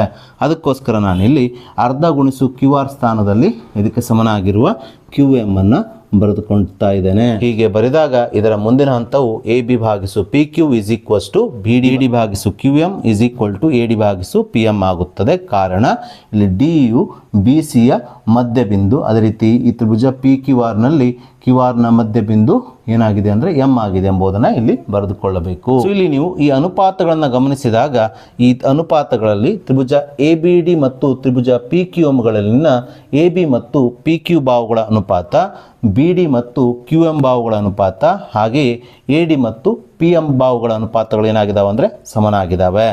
ಸೊ ಹಾಗಾಗಿ ಇಲ್ಲಿ ತ್ರಿಭುಜ ಎ ಬಿ ಡಿ ಮತ್ತು ತ್ರಿಭುಜ ಪಿ ಕ್ಯೂ ಎಮ್ಗಳ ಮೂರು ಅನುರೂಪ ಬಾಹುಗಳ ಅನುಪಾತಗಳು ಸಮಾನುಪಾತದಲ್ಲಿರೋದ್ರಿಂದ ಬಾ ಬಾ ಬಾ ಅಥವಾ ಬಾಹು ಬಾಹು ಬಾಹು ಸಮರೂಪತೆ ನಿರ್ಧಾರಕ ಗುಣದ ಪ್ರಕಾರ ಇವೆರಡು ತ್ರಿಭುಜಗಳನ್ನು ಸಮರೂಪಿ ತ್ರಿಭುಜಗಳು ಅಂತ ಹೇಳಬಹುದು. ಅದನ್ನೇ ನಾವಿಲ್ಲಿ ಬರೆದುಕೊಳ್ಳೋಣ. ಈ ಎರಡೂ ತ್ರಿಭುಜಗಳ ಅಂದರೆ ತ್ರಿಭುಜ ಎ ಬಿ ಡಿ ಮತ್ತು ತ್ರಿಭುಜ ಪಿ ಕ್ಯೂ ಎಮ್ಗಳ ಅನುರೂಪ ಬಾಹುಗಳ ಅನುಪಾತಗಳು ಇಲ್ಲಿ ಸಮಾನುಪಾತದಲ್ಲಿರೋದ್ರಿಂದ ಬಾ ಬಾ ಬಾ ಸಮರೂಪತೆ ನಿರ್ಧಾರಕ ಗುಣದ ಪ್ರಕಾರ ತ್ರಿಭುಜ ಎ ಬಿ ಡಿ ಸಮರೂಪಿ ತ್ರಿಭುಜ ಪಿ ಕ್ಯೂ ಎಮ್ ಎಂದು ಬರೆಯೋಣ. ಸೊ ಹೀಗೆ ತ್ರಿಭುಜ ಎ ಬಿ ಡಿ ಮತ್ತು ತ್ರಿಭುಜ ಪಿ ಕ್ಯೂ ಎಮ್ಗಳು ಸಮರೂಪಿ ತ್ರಿಭುಜಗಳಾದ ನಂತರ ಈ ತ್ರಿಭುಜಗಳಲ್ಲಿ ಉಳಿದಿರುವಂಥ ಬಾಹುಗಳು ಮತ್ತು ಕೋನಗಳು ಸಹ ಏನಾಗ್ತವೆ ಅಂದರೆ ಸಮನಾಗ್ತವೆ. ಸೊ ಹಾಗಾಗಿ ತ್ರಿಭುಜ ಎ ಬಿ ಡಿಯ ಎ ಬಿ ಡಿ ಕೋನವು ತ್ರಿಭುಜ ಪಿ ಕ್ಯೂ ಎಮ್ನ ಅನುರೂಪವಾದ ಪಿ ಕ್ಯೂ ಎಮ್ ಕೋನಕ್ಕೆ ಇಲ್ಲಿ ಸಮನಾಗ್ತವೆ. ಅದನ್ನೇ ನಾವಿಲ್ಲಿ ಬರೆದುಕೊಳ್ಳೋಣ. ಕೋನ ಎ ಬಿ ಡಿ ಸಮ ಕೋನ ಪಿ ಕ್ಯೂ ಎಮ್ ಎಂದು. ಇಲ್ಲಿ ತ್ರಿಭುಜ ಎ ಬಿ ಡಿಯಲ್ಲಿ ಎ ಬಿ ಡಿ ಕೋನ ಅಂದರೆ ತ್ರಿಭುಜ ಎ ಬಿ ಸಿಯಲ್ಲಿ ಎ ಬಿ ಸಿ ಕೋನವಾಗ್ತದೆ. ಅದೇ ರೀತಿ ತ್ರಿಭುಜ ಪಿ ಕ್ಯೂ ಎಮ್ನಲ್ಲಿ ಪಿ ಕ್ಯೂ ಎಮ್ ಕೋನವು ತ್ರಿಭುಜ ಪಿ ಕ್ಯೂ ಆರ್ನಲ್ಲಿ ಪಿ ಕ್ಯೂ ಆರ್ ಕೋನವಾಗ್ತದೆ. ಹಾಗಾಗಿ ನಾವು ಇಲ್ಲಿ ತ್ರಿಭುಜ ಎ ಬಿ ಸಿ ಮತ್ತು ತ್ರಿಭುಜ ಪಿ ಕ್ಯೂ ಆರ್ಗಳನ್ನು ತೆಗೆದುಕೊಂಡಾಗ ತ್ರಿಭುಜ ಎ ಬಿ ಸಿಯ ಎ ಬಿ ಸಿ ಕೋನವು ತ್ರಿಭುಜ ಪಿ ಕ್ಯೂ ಆರ್ನ ಪಿ ಕ್ಯೂ ಆರ್ ಕೋನಕ್ಕೆ ಸಮ ಎಂದು ಬರೆಯಬಹುದು. ಯಾಕಂದರೆ ಇಲ್ಲಿ ನಾವು ಅದನ್ನು ಬರೆದುಕೊಂಡಿದ್ದೇವೆ. ಎ ಬಿ ಡಿ ಸಮ ಪಿ ಕ್ಯೂ ಎಮ್ ಆದ್ದರಿಂದ ಎ ಬಿ ಸಿ ಸಮ ಪಿ ಕ್ಯೂ ಆರ್ ಅಂತ ಬರೆಯೋಣ. ಯಾಕಂದರೆ ಇವೆರಡು ಕೋನಗಳು ಒಂದೇ ಕೋನಗಳಾಗಿವೆ. ಇಷ್ಟು ದತ್ತಾಂಶಗಳನ್ನು ಬರೆದುಕೊಂಡ ನಂತರ ನಾವೀಗ ಸಮರೂಪಿ ಎಂದು ಸಾಧಿಸಬೇಕಾದಂಥ ತ್ರಿಭುಜಗಳಾದ ತ್ರಿಭುಜ ಎ ಬಿ ಸಿ ಮತ್ತು ತ್ರಿಭುಜ ಪಿ ಕ್ಯೂ ಆರ್ಗಳನ್ನು ತೆಗೆದುಕೊಳ್ಳೋಣ. ಅದಕ್ಕೋಸ್ಕರ ನಾನಿಲ್ಲಿ ತ್ರಿಭುಜ ಎ ಬಿ ಸಿ ಮತ್ತು ತ್ರಿಭುಜ ಪಿ ಕ್ಯೂ ಆರ್ಗಳಲ್ಲಿ ಅಂತ ಬರೆದುಕೊಂಡಿದ್ದೇನೆ. ನಾವೀಗ ತ್ರಿಭುಜ ಎ ಬಿ ಸಿ ಮತ್ತು ತ್ರಿಭುಜ ಪಿ ಕ್ಯೂ ಆರ್ಗಳಲ್ಲಿ ಯಾವ ಅಂಶಗಳು ಸಮನಾಗಿದೆ ಎಂಬುದನ್ನು ಬರೆದುಕೊಳ್ಳೋಣ. ಸೊ ತ್ರಿಭುಜ ಎ ಬಿ ಸಿ ಮತ್ತು ತ್ರಿಭುಜ ಪಿ ಕ್ಯೂ ಆರ್ಗಳಲ್ಲಿ ತ್ರಿಭುಜ ಎ ಬಿ ಸಿಯ ಎ ಬಿ ಬಾಹು ಮತ್ತು ತ್ರಿಭುಜ ಪಿ ಕ್ಯೂ ಆರ್ನ ಪಿ ಕ್ಯೂ ಬಾಹುವಿನ ಅನುಪಾತವು ತ್ರಿಭುಜ ಎ ಬಿ ಸಿಯ ಬಿ ಸಿ ಬಾಹು ಮತ್ತು ತ್ರಿಭುಜ ಪಿ ಕ್ಯೂ ಆರ್ನ ಕ್ಯೂ ಆರ್ ಬಾಹುವಿನ ಅನುಪಾತಕ್ಕೆ ಸಮನಾಗಿದೆ. ಇದನ್ನು ನಾವು ದತ್ತದಲ್ಲಿ ಬರೆದುಕೊಂಡಿದ್ದೇವೆ. ಇಲ್ಲಿ ನೋಡಿ, ಎ ಬಿ ಭಾಗಿಸು P Q is equal to B C ಭಾಗಿಸು ಕ್ಯೂ ಆರ್ ಅಂತ ಬರೆದುಕೊಂಡಿದ್ದೇವೆ. ಹಾಗೆ ಇಲ್ಲಿ ನಾವು ತ್ರಿಭುಜ ಎ ಬಿ ಸಿಯ ಎ ಬಿ ಸಿ ಕೋನವು ತ್ರಿಭುಜ ಪಿ ಕ್ಯೂ ಆರ್ನ ಪಿ ಕ್ಯೂ ಆರ್ ಕೋನಕ್ಕೆ ಸಮ ಎಂದು ಬರೆದುಕೊಂಡಿದ್ದೇವೆ. ಅದನ್ನೇ ನಾವಿಲ್ಲಿ ಬರೆದುಕೊಳ್ಳೋಣ.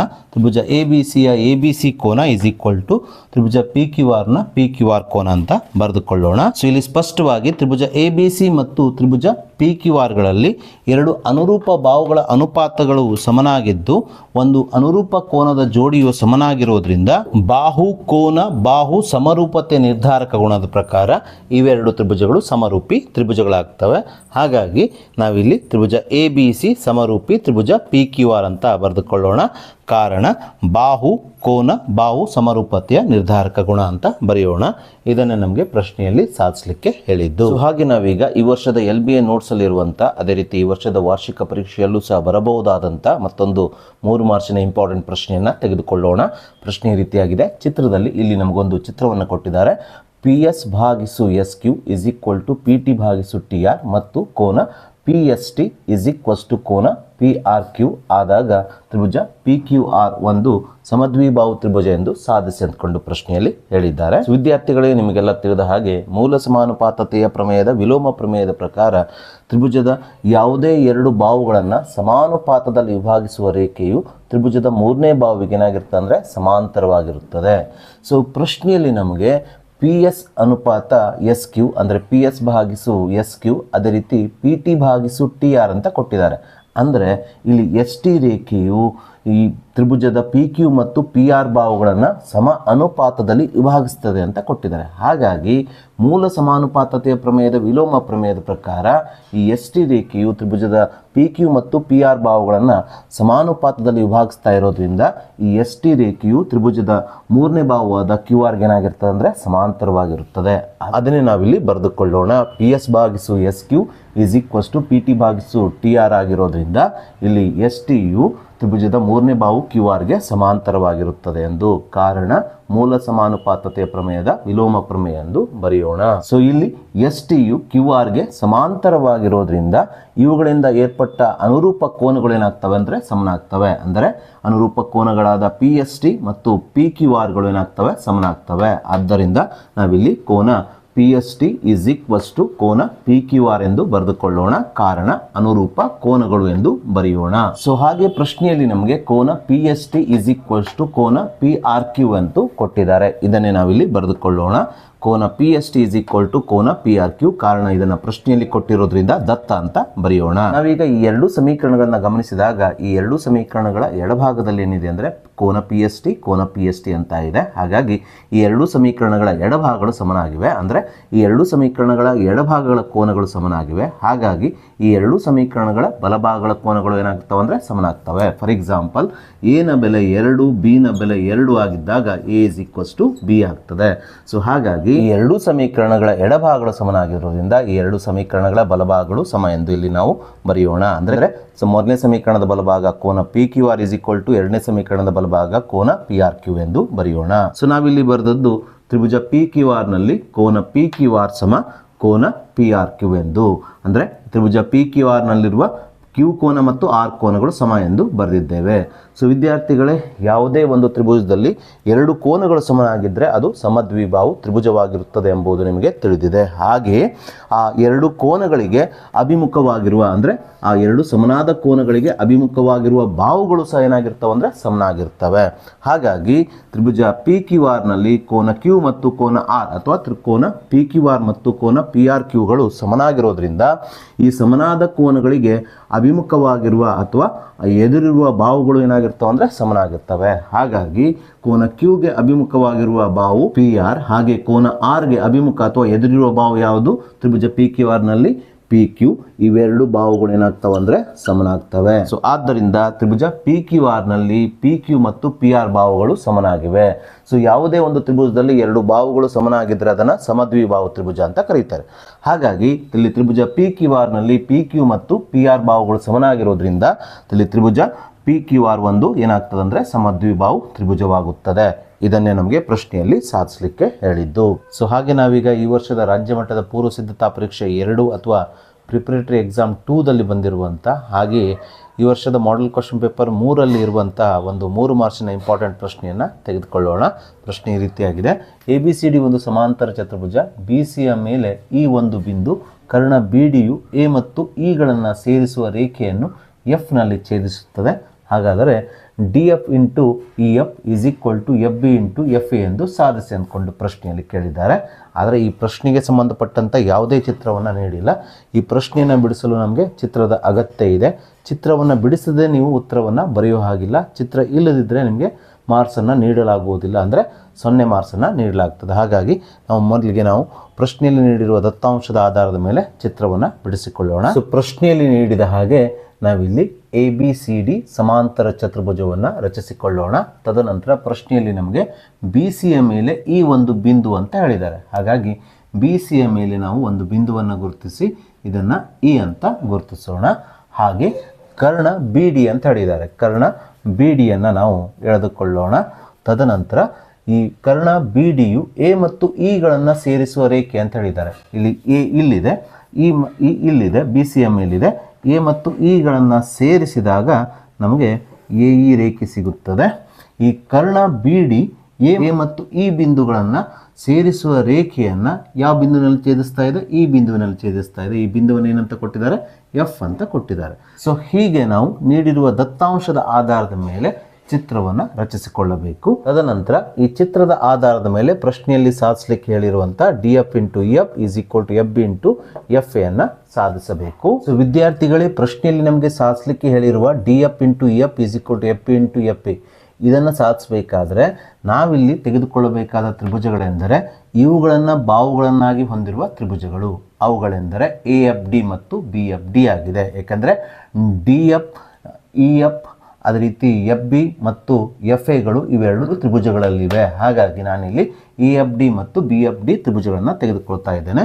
ತದನಂತರ ಇವೆರಡೂ ತ್ರಿಭುಜಗಳಲ್ಲಿ ಯಾವ್ಯಾವ ಅಂಶಗಳು ಸಮನಾಗಿದೆ ಎಂಬುದನ್ನು ಆಧಾರ ಸಮೇತವಾಗಿ ಬರೆದು ಇವೆರಡೂ ತ್ರಿಭುಜಗಳನ್ನು ಸಮರೂಪಿ ಎಂದು ಸಾಧಿಸಿ ತದನಂತರ ಇವೆರಡೂ ತ್ರಿಭುಜಗಳ ಅನುರೂಪ ಬಾಹುಗಳನ್ನು ಸಮಾನುಪಾತದಲ್ಲಿ ಬರೆದು ಪ್ರಶ್ನೆಯಲ್ಲಿ ಸಾಧಿಸಲಿಕ್ಕೆ ಹೇಳಿರುವಂಥ ಈ ಅಂಶವನ್ನು ಸಾಧಿಸುತ್ತೇನೆ. ಹಾಗಾಗಿ ಈ ಎರಡೂ ತ್ರಿಭುಜಗಳಲ್ಲಿ ಯಾವ್ಯಾವ ಅಂಶಗಳು ಸಮನಾಗಿದೆ ಎಂಬುದನ್ನು ನಾವೀಗ ನೋಡೋಣ. ಸೊ ವಿದ್ಯಾರ್ಥಿಗಳು, ಇಲ್ಲಿ ಸ್ಪಷ್ಟವಾಗಿ ತ್ರಿಭುಜ ಎ ಎಫ್ ಡಿಯ ಎ ಡಿ ಎಫ್ ಕೋನವು ತ್ರಿಭುಜ ಬಿ ಎಫ್ ಇಯ ಇ ಬಿ ಎಫ್ ಕೋನಕ್ಕೆ ಪರ್ಯಾಯ ಅಥವಾ ಝಡ್ ಕೋನವಾಗಿದೆ. ಝಡ್ ಕೋನ ಅಥವಾ ಪರ್ಯಾಯ ಕೋನಗಳು ಯಾವಾಗಲೂ ಏನಾಗಿರ್ತವೆ ಅಂದರೆ ಸಮನಾಗಿರ್ತವೆ. ಹಾಗಾಗಿ ತ್ರಿಭುಜ ಎ ಎಫ್ ಡಿಯ ಎ ಡಿ ಎಫ್ ಕೋನವು ತ್ರಿಭುಜ ಬಿ ಎಫ್ ಇಯ ಇ ಬಿ ಎಫ್ ಕೋನಕ್ಕೆ ಸಮನಾಗ್ತವೆ. ಅದನ್ನೇ ನಾವಿಲ್ಲಿ ಬರೆದುಕೊಳ್ಳೋಣ. ಎ ಡಿ ಎಫ್ ಕೋನ is equals to E B F ಕೋನ ಅಂತ. ಕಾರಣ ಪರ್ಯಾಯ ಅಥವಾ ಝಡ್ ಕೋನಗಳು ಎಂದು ಬರೆಯೋಣ. ಅದೇ ರೀತಿ ವಿದ್ಯಾರ್ಥಿಗಳೇ, ಎರಡು ರೇಖೆಗಳು ಛೇದಿಸಿದಾಗ ಉಂಟಾಗುವಂಥ ಶೃಂಗಾಭಿಮುಖ ಕೋನಗಳ ಜೋಡಿಗಳು ಯಾವಾಗಲೂ ಏನಾಗಿರ್ತವೆ ಅಂದರೆ ಸಮನಾಗ್ತವೆ.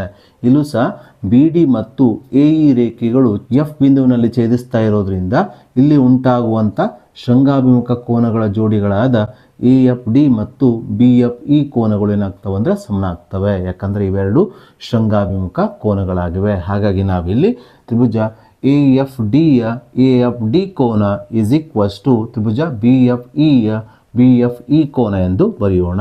ಕಾರಣ ಇವು ಶೃಂಗಾಭಿಮುಖ ಕೋನಗಳಾಗಿವೆ ಅಂತ ಬರೆಯೋಣ. ಸೊ ಹೀಗೆ ತ್ರಿಭುಜ ಎ ಎಫ್ ಡಿ ಮತ್ತು ತ್ರಿಭುಜ ಬಿ ಎಫ್ ಇಗಳಲ್ಲಿ ಎರಡು ಕೋನಗಳು ಸಮನಾಗಿರೋದ್ರಿಂದ ಕೋನ ಸಮರೂಪತೆ ನಿರ್ಧಾರಕ ಗುಣದ ಪ್ರಕಾರ ಈ ಎರಡು ತ್ರಿಭುಜಗಳು ಏನಾಗ್ತವೆ ಅಂದರೆ ಸಮರೂಪಿ ತ್ರಿಭುಜಗಳಾಗ್ತವೆ. ಸೊ ಹಾಗಾಗಿ ನಾವಿಲ್ಲಿ ತ್ರಿಭುಜ ಎ ಎಫ್ ಡಿ ಸಮರೂಪಿ ತ್ರಿಭುಜ ಬಿ ಎಫ್ ಇ ಎಂದು ಬರೆಯೋಣ. ಸೊ ಹೀಗೆ ಈ ಎರಡು ತ್ರಿಭುಜಗಳು ಸಮರೂಪಿ ಆದ ನಂತರ ಅವುಗಳ ಅನುರೂಪ ಬಾಹುಗಳ ಅನುಪಾತಗಳೇನಾಗಿರ್ತವೆ? ಸಮಾನುಪಾತದಲ್ಲಿ ಇರ್ತವೆ. ಸೊ ನಾವು ಪ್ರಶ್ನೆಯಲ್ಲಿ ನೀಡಿರುವ ಈ ಅಂಶವನ್ನು ಸಾಧಿಸಬೇಕಾದ್ರೆ ನಾವು ಈ ಎರಡು ಸಮರೂಪಿ ತ್ರಿಭುಜಗಳ ಅನುರೂಪ ಬಾಹುಗಳ ಅನುಪಾತಗಳನ್ನು ಸಮಾನುಪಾತದಲ್ಲಿ ಬರೆಯಬೇಕಾಗ್ತದೆ. ಸೊ ಹಾಗಾಗಿ ನಾವಿಲ್ಲಿ ಇವೆರಡು ತ್ರಿಭುಜಗಳು ಸಮರೂಪಿ ಆಗಿದ್ದರಿಂದ ಇವೆರಡು ತ್ರಿಭುಜಗಳ ಅನುರೂಪ ಬಾಹುಗಳನ್ನು ಸಮಾನುಪಾತದಲ್ಲಿ ಬರೆಯೋಣ. ಸೊ ತ್ರಿಭುಜ ಎ ಎಫ್ ಡಿಯ ಡಿ ಎಫ್ ಬಾವು ತ್ರಿಭುಜ ಬಿ ಎಫ್ ಇಯ ಎಫ್ ಬಿ ಬಾವಿಗೆ ಅನುರೂಪವಾಗಿರೋದ್ರಿಂದ ಇವೆರಡು ಬಾವುಗಳ ಅನುಪಾತ ಅಂದರೆ ಡಿ ಎಫ್ ಭಾಗಿಸು F B is equals to ತ್ರಿಭುಜ ಎ ಎಫ್ ಡಿಯ ಎಫ್ ಎ ಬಾವು ತ್ರಿಭುಜ ಬಿ ಎಫ್ ಇಯ ಇ ಎಫ್ ಬಾವಿಗೆ ಅನುರೂಪವಾಗಿರೋದ್ರಿಂದ ಇವೆರಡು ಬಾವುಗಳ ಅನುಪಾತವನ್ನು ನಾವಿಲ್ಲಿ ಬರೆದಾಗ ಇದು ಡಿ ಎಫ್ ಭಾಗಿಸು F B is equals to F A ಭಾಗಿಸು ಇ ಎಫ್ ಆಗುತ್ತದೆ. ಸೊ ಇದನ್ನು ನಾವೀಗ ಓರೆ ಗುಣಾಕಾರ ಮಾಡಿ ಸಂಕ್ಷೇಪಿಸಿದಾಗ ಇದರ ಮುಂದಿನ ಹಂತವು D F into E F is equals to F A into F A ಆಗುತ್ತದೆ. ಅಂದರೆ ಈ ಬಲಭಾಗದ ಛೇದದಲ್ಲಿರುವ ಇ ಎಫ್ ಅನ್ನು ಓರೆ ಗುಣಾಕಾರ ಮಾಡಿ ಎಡಭಾಗಕ್ಕೆ ತಂದಾಗ ಇದು ಅಂಶದಲ್ಲಿರುವ ಡಿ ಎಫ್ಗೆ ಗುಣಿಸಲ್ಪಟ್ಟು ಎಡಭಾಗವು ಇಲ್ಲಿ ಡಿ ಎಫ್ ಗುಣಿಸು ಇ ಎಫ್ ಆಗುತ್ತದೆ ಈಸ್ ಈಕ್ವಲ್ಸ್ ಟು ಎಡಭಾಗದ ಛೇದದಲ್ಲಿರುವ ಎಫ್ ಬಿ ಅನ್ನು ಓರೆ ಗುಣಾಕಾರ ಮಾಡಿ ಬಲಭಾಗಕ್ಕೆ ಒಯ್ದಾಗ ಇದು ಅಂಶದಲ್ಲಿರುವ ಎಫ್ ಎಗೆ ಗುಣಿಸಲ್ಪಟ್ಟು ಬಲಭಾಗವು ಇಲ್ಲಿ ಎಫ್ ಬಿ ಗುಣಿಸು ಎಫ್ ಎ ಆಗುತ್ತದೆ.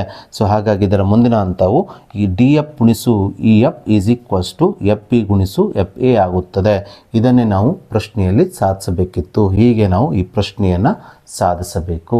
ಸೊ ಹಾಗೆ ನಾವೀಗ ಈ ವರ್ಷದ ಮಾಡೆಲ್ ಕ್ವಶನ್ ಪೇಪರ್ 3ರಲ್ಲಿರುವಂಥ ಒಂದು 3 ಮಾರ್ಕ್ಸಿನ ಇಂಪಾರ್ಟೆಂಟ್ ಪ್ರಶ್ನೆಯನ್ನು ತೆಗೆದುಕೊಳ್ಳೋಣ. ಪ್ರಶ್ನೆ ಈ ರೀತಿಯಾಗಿದೆ. ಪಿ ಕ್ಯೂ ಆರ್ ಒಂದು ಸಮದ್ವಿಬಾಹು ತ್ರಿಭುಜ ಮತ್ತು P Q is equal to P R ಆಗಿದೆ. ಕೋನ ಪಿ ಯ ಕೋನಾರ್ಧಕ ರೇಖೆಯು ಕ್ಯೂ ಆರ್ ಬಾಹುವನ್ನು ಓ ಬಿಂದುವಿನಲ್ಲಿ ಸಂಧಿಸುತ್ತದೆ. ಹಾಗಾದರೆ ಓ ಕ್ಯೂ ಭಾಗಿಸು O R is equal to 1 ಎಂದು ಸಾಧಿಸಿ ಅಂದ್ಕೊಂಡು ಪ್ರಶ್ನೆಯನ್ನು ಕೊಟ್ಟಿದ್ದಾರೆ. ಆದರೆ ಈ ಪ್ರಶ್ನೆಗೆ ಸಂಬಂಧಿಸಿದಂಥ ಯಾವುದೇ ಚಿತ್ರವನ್ನು ನಮಗೆ ನೀಡಿಲ್ಲ. ಹಾಗಾಗಿ ನಾವು ಪ್ರಶ್ನೆಯಲ್ಲಿ ನೀಡಿರುವ ದತ್ತಾಂಶವನ್ನು ಬಳಸಿಕೊಂಡು ಒಂದು ತ್ರಿಭುಜ PQR ಅನ್ನು ರಚಿಸಿಕೊಂಡು ಅದರ ಆಧಾರದ ಮೇಲೆ ಇದನ್ನು ಸಾಧಿಸಬೇಕು. ಅಂದರೆ OQ ಭಾಗಿಸು OR = 1 ಎಂಬುದನ್ನು ಸಾಧಿಸಬೇಕು. ಸೊ ಪ್ರಶ್ನೆಯಲ್ಲಿ ನೀಡಿದ ಹಾಗೆ ನಾವಿಲ್ಲಿ PQR ಸಮದ್ವಿಬಾಹು ತ್ರಿಭುಜವನ್ನು ರಚನೆ ಮಾಡಿಕೊಳ್ಳೋಣ. ಇಲ್ಲಿ PQRನಲ್ಲಿ PQ = PR ಅಂತ ಕೊಟ್ಟಿದ್ದಾರೆ. ಹಾಗಾಗಿ PQ ಮತ್ತು PR ಬಾಹುಗಳು ಇಲ್ಲಿ ಸಮನಾಗಿದೆ. ಅದೇ ರೀತಿ ಕೋನ P ಯ ಕೋನಾರ್ಧಕ ರೇಖೆಯು QR ಬಾಹುವನ್ನು O ಬಿಂದುವಿನಲ್ಲಿ ಸಂಧಿಸ್ತದೆ ಅಂತ ಕೊಟ್ಟಿದ್ದಾರೆ. ಹಾಗಾಗಿ ಕೋನ P ಯ ಕೋನಾರ್ಧಕ ರೇಖೆಯನ್ನು ನಾವೀಗ ಎಳೆಯೋಣ. ಇದು QR ಬಾಹುವನ್ನು ಸಂಧಿಸಿದ ಒಂದು ಬಿಂದುವನ್ನು ನಾವು O ಅಂತ ಹೆಸರಿಸೋಣ. ಸೊ ನಾವೀಗ ಈ ಚಿತ್ರದಲ್ಲಿ 3 ತ್ರಿಭುಜಗಳನ್ನು ಕಾಣಬಹುದು. POQ, POR, ಅದೇ ರೀತಿ PQR. ಈ 3 ತ್ರಿಭುಜಗಳಲ್ಲಿ ನಾವು ನಮಗೆ ಪ್ರಶ್ನೆಯಲ್ಲಿ ನೀಡಿರುವ ಅಂಶವನ್ನು ಸಾಧಿಸಲಿಕ್ಕೆ ನಾವು ತೆಗೆದುಕೊಳ್ಳಬೇಕಾದ ತ್ರಿಭುಜಗಳೆಂದರೆ ಅದು POQ ಮತ್ತು PORಗಳಾಗಿದೆ. ಹಾಗಾಗಿ ನಾನಿಲ್ಲಿ POQ ಮತ್ತು POR ತ್ರಿಭುಜಗಳನ್ನು ತೆಗೆದುಕೊಂಡಿದ್ದೇನೆ. ಸೊ ನಾವೀಗ ಈ 2 ತ್ರಿಭುಜಗಳಲ್ಲಿ ಯಾವ್ಯಾವ ಅಂಶಗಳು ಸಮನಾಗಿದೆ ಎಂಬುದನ್ನು ಆಧಾರ ಸಮೇತವಾಗಿ ಬರೆದು ಇವೆರಡು ತ್ರಿಭುಜಗಳನ್ನು ಸರ್ವಸಮ ಎಂದು ಸಾಧಿಸಬೇಕು. ಸೊ ಪ್ರಶ್ನೆಯಲ್ಲಿ ನಮಗೆ ತ್ರಿಭುಜ PQR ಒಂದು ಸಮದ್ವಿಬಾಹು ತ್ರಿಭುಜ ಅಂತ ಕೊಟ್ಟಿದ್ರು. ಅದೇ ರೀತಿ PQ = PR ಅಂತ ಕೊಟ್ಟಿದ್ರು. ಹಾಗಾಗಿ ನಾವಿಲ್ಲಿ ತ್ರಿಭುಜ POQ ನ PQ ಬಾಹು ತ್ರಿಭುಜ POR ನ PR ಬಾಹುವಿಗೆ ಸಮ ಅಂತ ಬರೆಯೋಣ. ಯಾಕಂದರೆ PQ ಮತ್ತು PR ಬಾಹುಗಳು ತ್ರಿಭುಜ POQ ಮತ್ತು POR ತ್ರಿಭುಜಗಳಲ್ಲಿ ಬರುತ್ತವೆ. ಹಾಗಾಗಿ ಈ 2 ತ್ರಿಭುಜಗಳ PQ ಮತ್ತು PR ಬಾಹುಗಳು ಸಮ ಎಂದು ಬರೆಯೋಣ. ಕಾರಣ ಪ್ರಶ್ನೆಯಲ್ಲಿ ಇದನ್ನು ನೀಡಿರುವುದರಿಂದ ದತ್ತ ಅಂತ ಬರೆಯೋಣ. ಅದೇ ರೀತಿ ಈ 2 ತ್ರಿಭುಜಗಳಲ್ಲಿ ಒಂದು ಬಾಹು ಸಾಮಾನ್ಯವಾಗಿದೆ, ಅದು OP ಆಗಿದೆ. ಈ OP ಬಾಹು ತ್ರಿಭುಜ POQ ನಲ್ಲೂ ಇದೆ, ಅದೇ ರೀತಿ POR ನಲ್ಲೂ ಇರೋದ್ರಿಂದ OP ಈ ಅಳತೆ ಈ 2 ತ್ರಿಭುಜಗಳಲ್ಲಿ ಒಂದೇ ಆಗಿರುತ್ತದೆ. ಹಾಗಾಗಿ ಇಲ್ಲಿ OP = OP. ಯಾಕಂದರೆ ಈ OP ಬಾಹು ಈ 2 ತ್ರಿಭುಜಗಳಲ್ಲಿ ಸಾಮಾನ್ಯ ಬಾಹು ಅಂತ ಬರೆಯೋಣ. ಸೊ ಹಾಗೆ ಪ್ರಶ್ನೆಯಲ್ಲಿ ನಮಗೆ ಕೋನ P ಯ ಕೋನಾರ್ಧಕ ರೇಖೆ OP ಅಂತ ಕೊಟ್ಟಿದ್ದಾರೆ.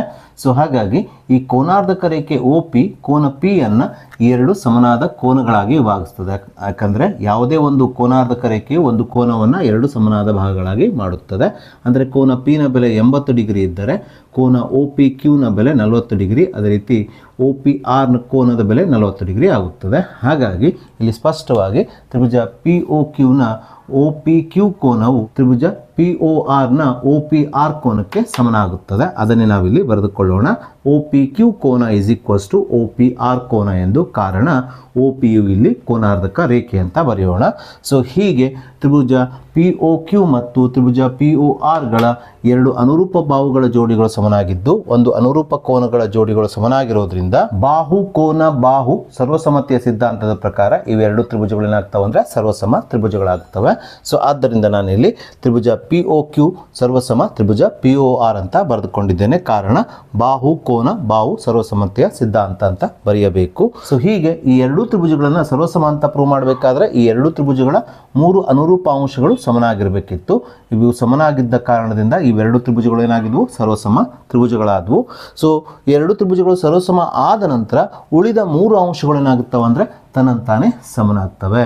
ಹಾಗಾಗಿ ಈ ತ್ರಿಭುಜ POQ ಮತ್ತು PORಗಳಲ್ಲಿ ಉಳಿದ 3 ಅಂಶಗಳಲ್ಲಿ ಒಂದು ಅಂಶ ಅಂದರೆ ಅದು ತ್ರಿಭುಜ POQ ನ OQ ಬಾಹು, ಅದೇ ರೀತಿ ತ್ರಿಭುಜ POR ನ OR ಬಾಹು. ಸೊ ಇವೆರಡು ಬಾಹುಗಳು ಏನಾಗ್ತವೆ ಅಂದರೆ ಸಮನಾಗ್ತವೆ. ಕಾರಣ ಇವೆರಡು ತ್ರಿಭುಜಗಳು ಏನಾಗಿದ್ದಾವೆ ಅಂದರೆ ಸರ್ವಸಮ ತ್ರಿಭುಜಗಳಾಗಿದ್ದಾವೆ. ಸೊ ನಾನೀಗ ಈ ಸಮೀಕರಣದ ಎರಡೂ ಬದಿಗೆ OR ಇಂದ ಭಾಗಿಸ್ತೇನೆ. ಯಾಕಂದರೆ ನಮಗೆ ಬಲಭಾಗದಲ್ಲಿ 1 ಬೇಕು, ಇಲ್ಲಿ ಎಡಭಾಗದ ಛೇದದಲ್ಲಿ OR ಬೇಕು. ಹಾಗಾಗಿ ಈ ಸಮೀಕರಣದ ಎರಡೂ ಬದಿಗೆ ನಾನು OR ಇಂದ ಭಾಗಿಸ್ತೇನೆ. OR ಇಂದ ಭಾಗಿಸಿದಾಗ ಎಡಭಾಗವು OQ ಭಾಗಿಸು OR ಆಗುತ್ತದೆ. ಇದು ನಮಗೆ ಈ ಪ್ರಶ್ನೆಯಲ್ಲಿ ಸಾಧಿಸಬೇಕಾದ ಅಂಶದ ಎಡಭಾಗದಲ್ಲೇ ಇದೆ. ಸೊ = OR ಭಾಗಿಸು ಬಲಭಾಗದಲ್ಲೂ ಸಹ ನಾವು OR ಇಂದ ಭಾಗಿಸಬೇಕು. OR ದಿಂದ ಭಾಗಿಸಿದಾಗ ಬಲಭಾಗವು OR ಭಾಗಿಸು OR ಆಗುತ್ತದೆ. ಸೊ ಮುಂದಿನ ಹಂತದಲ್ಲಿ OQ ಭಾಗಿಸು OR ಅನ್ನು ಎಡಭಾಗದಲ್ಲಿ ಇದ್ದಾಗೆ ಬರೆದುಕೊಳ್ಳೋಣ. ಯಾಕಂದರೆ ನಮಗೆ ಪ್ರಶ್ನೆಯಲ್ಲಿ ಸಾಧಿಸಬೇಕಾದ ಅಂಶದ ಎಡಭಾಗದಲ್ಲಿ OQ ಭಾಗಿಸು OR ಇದೆ, = ಬಲಭಾಗದಲ್ಲಿ OR ಭಾಗಿಸು OR ಅಂತ ಇದೆ. ಇದನ್ನು ಛೇದ ಹೊಡೆದಾಗ ಏನು ಉಳಿಯುತ್ತದೆ? 1 ಮಾತ್ರ ಉಳಿಯುತ್ತದೆ. ಇದೇ ನಮಗೆ ಪ್ರಶ್ನೆಯಲ್ಲಿ ಸಾಧಿಸಬೇಕಾದ ಸಮೀಕರಣದ ಬಲಭಾಗದಲ್ಲಿ ಬೇಕಿತ್ತು. ಸೊ ಹೀಗೆ ನಾವು ಪ್ರಶ್ನೆಯಲ್ಲಿ ಸಾಧಿಸಲಿಕ್ಕೆ ಹೇಳಿರುವ ಅಂಶವಾದ OQ ಭಾಗಿಸು OR = 1 ಸಾಧಿಸಬೇಕು.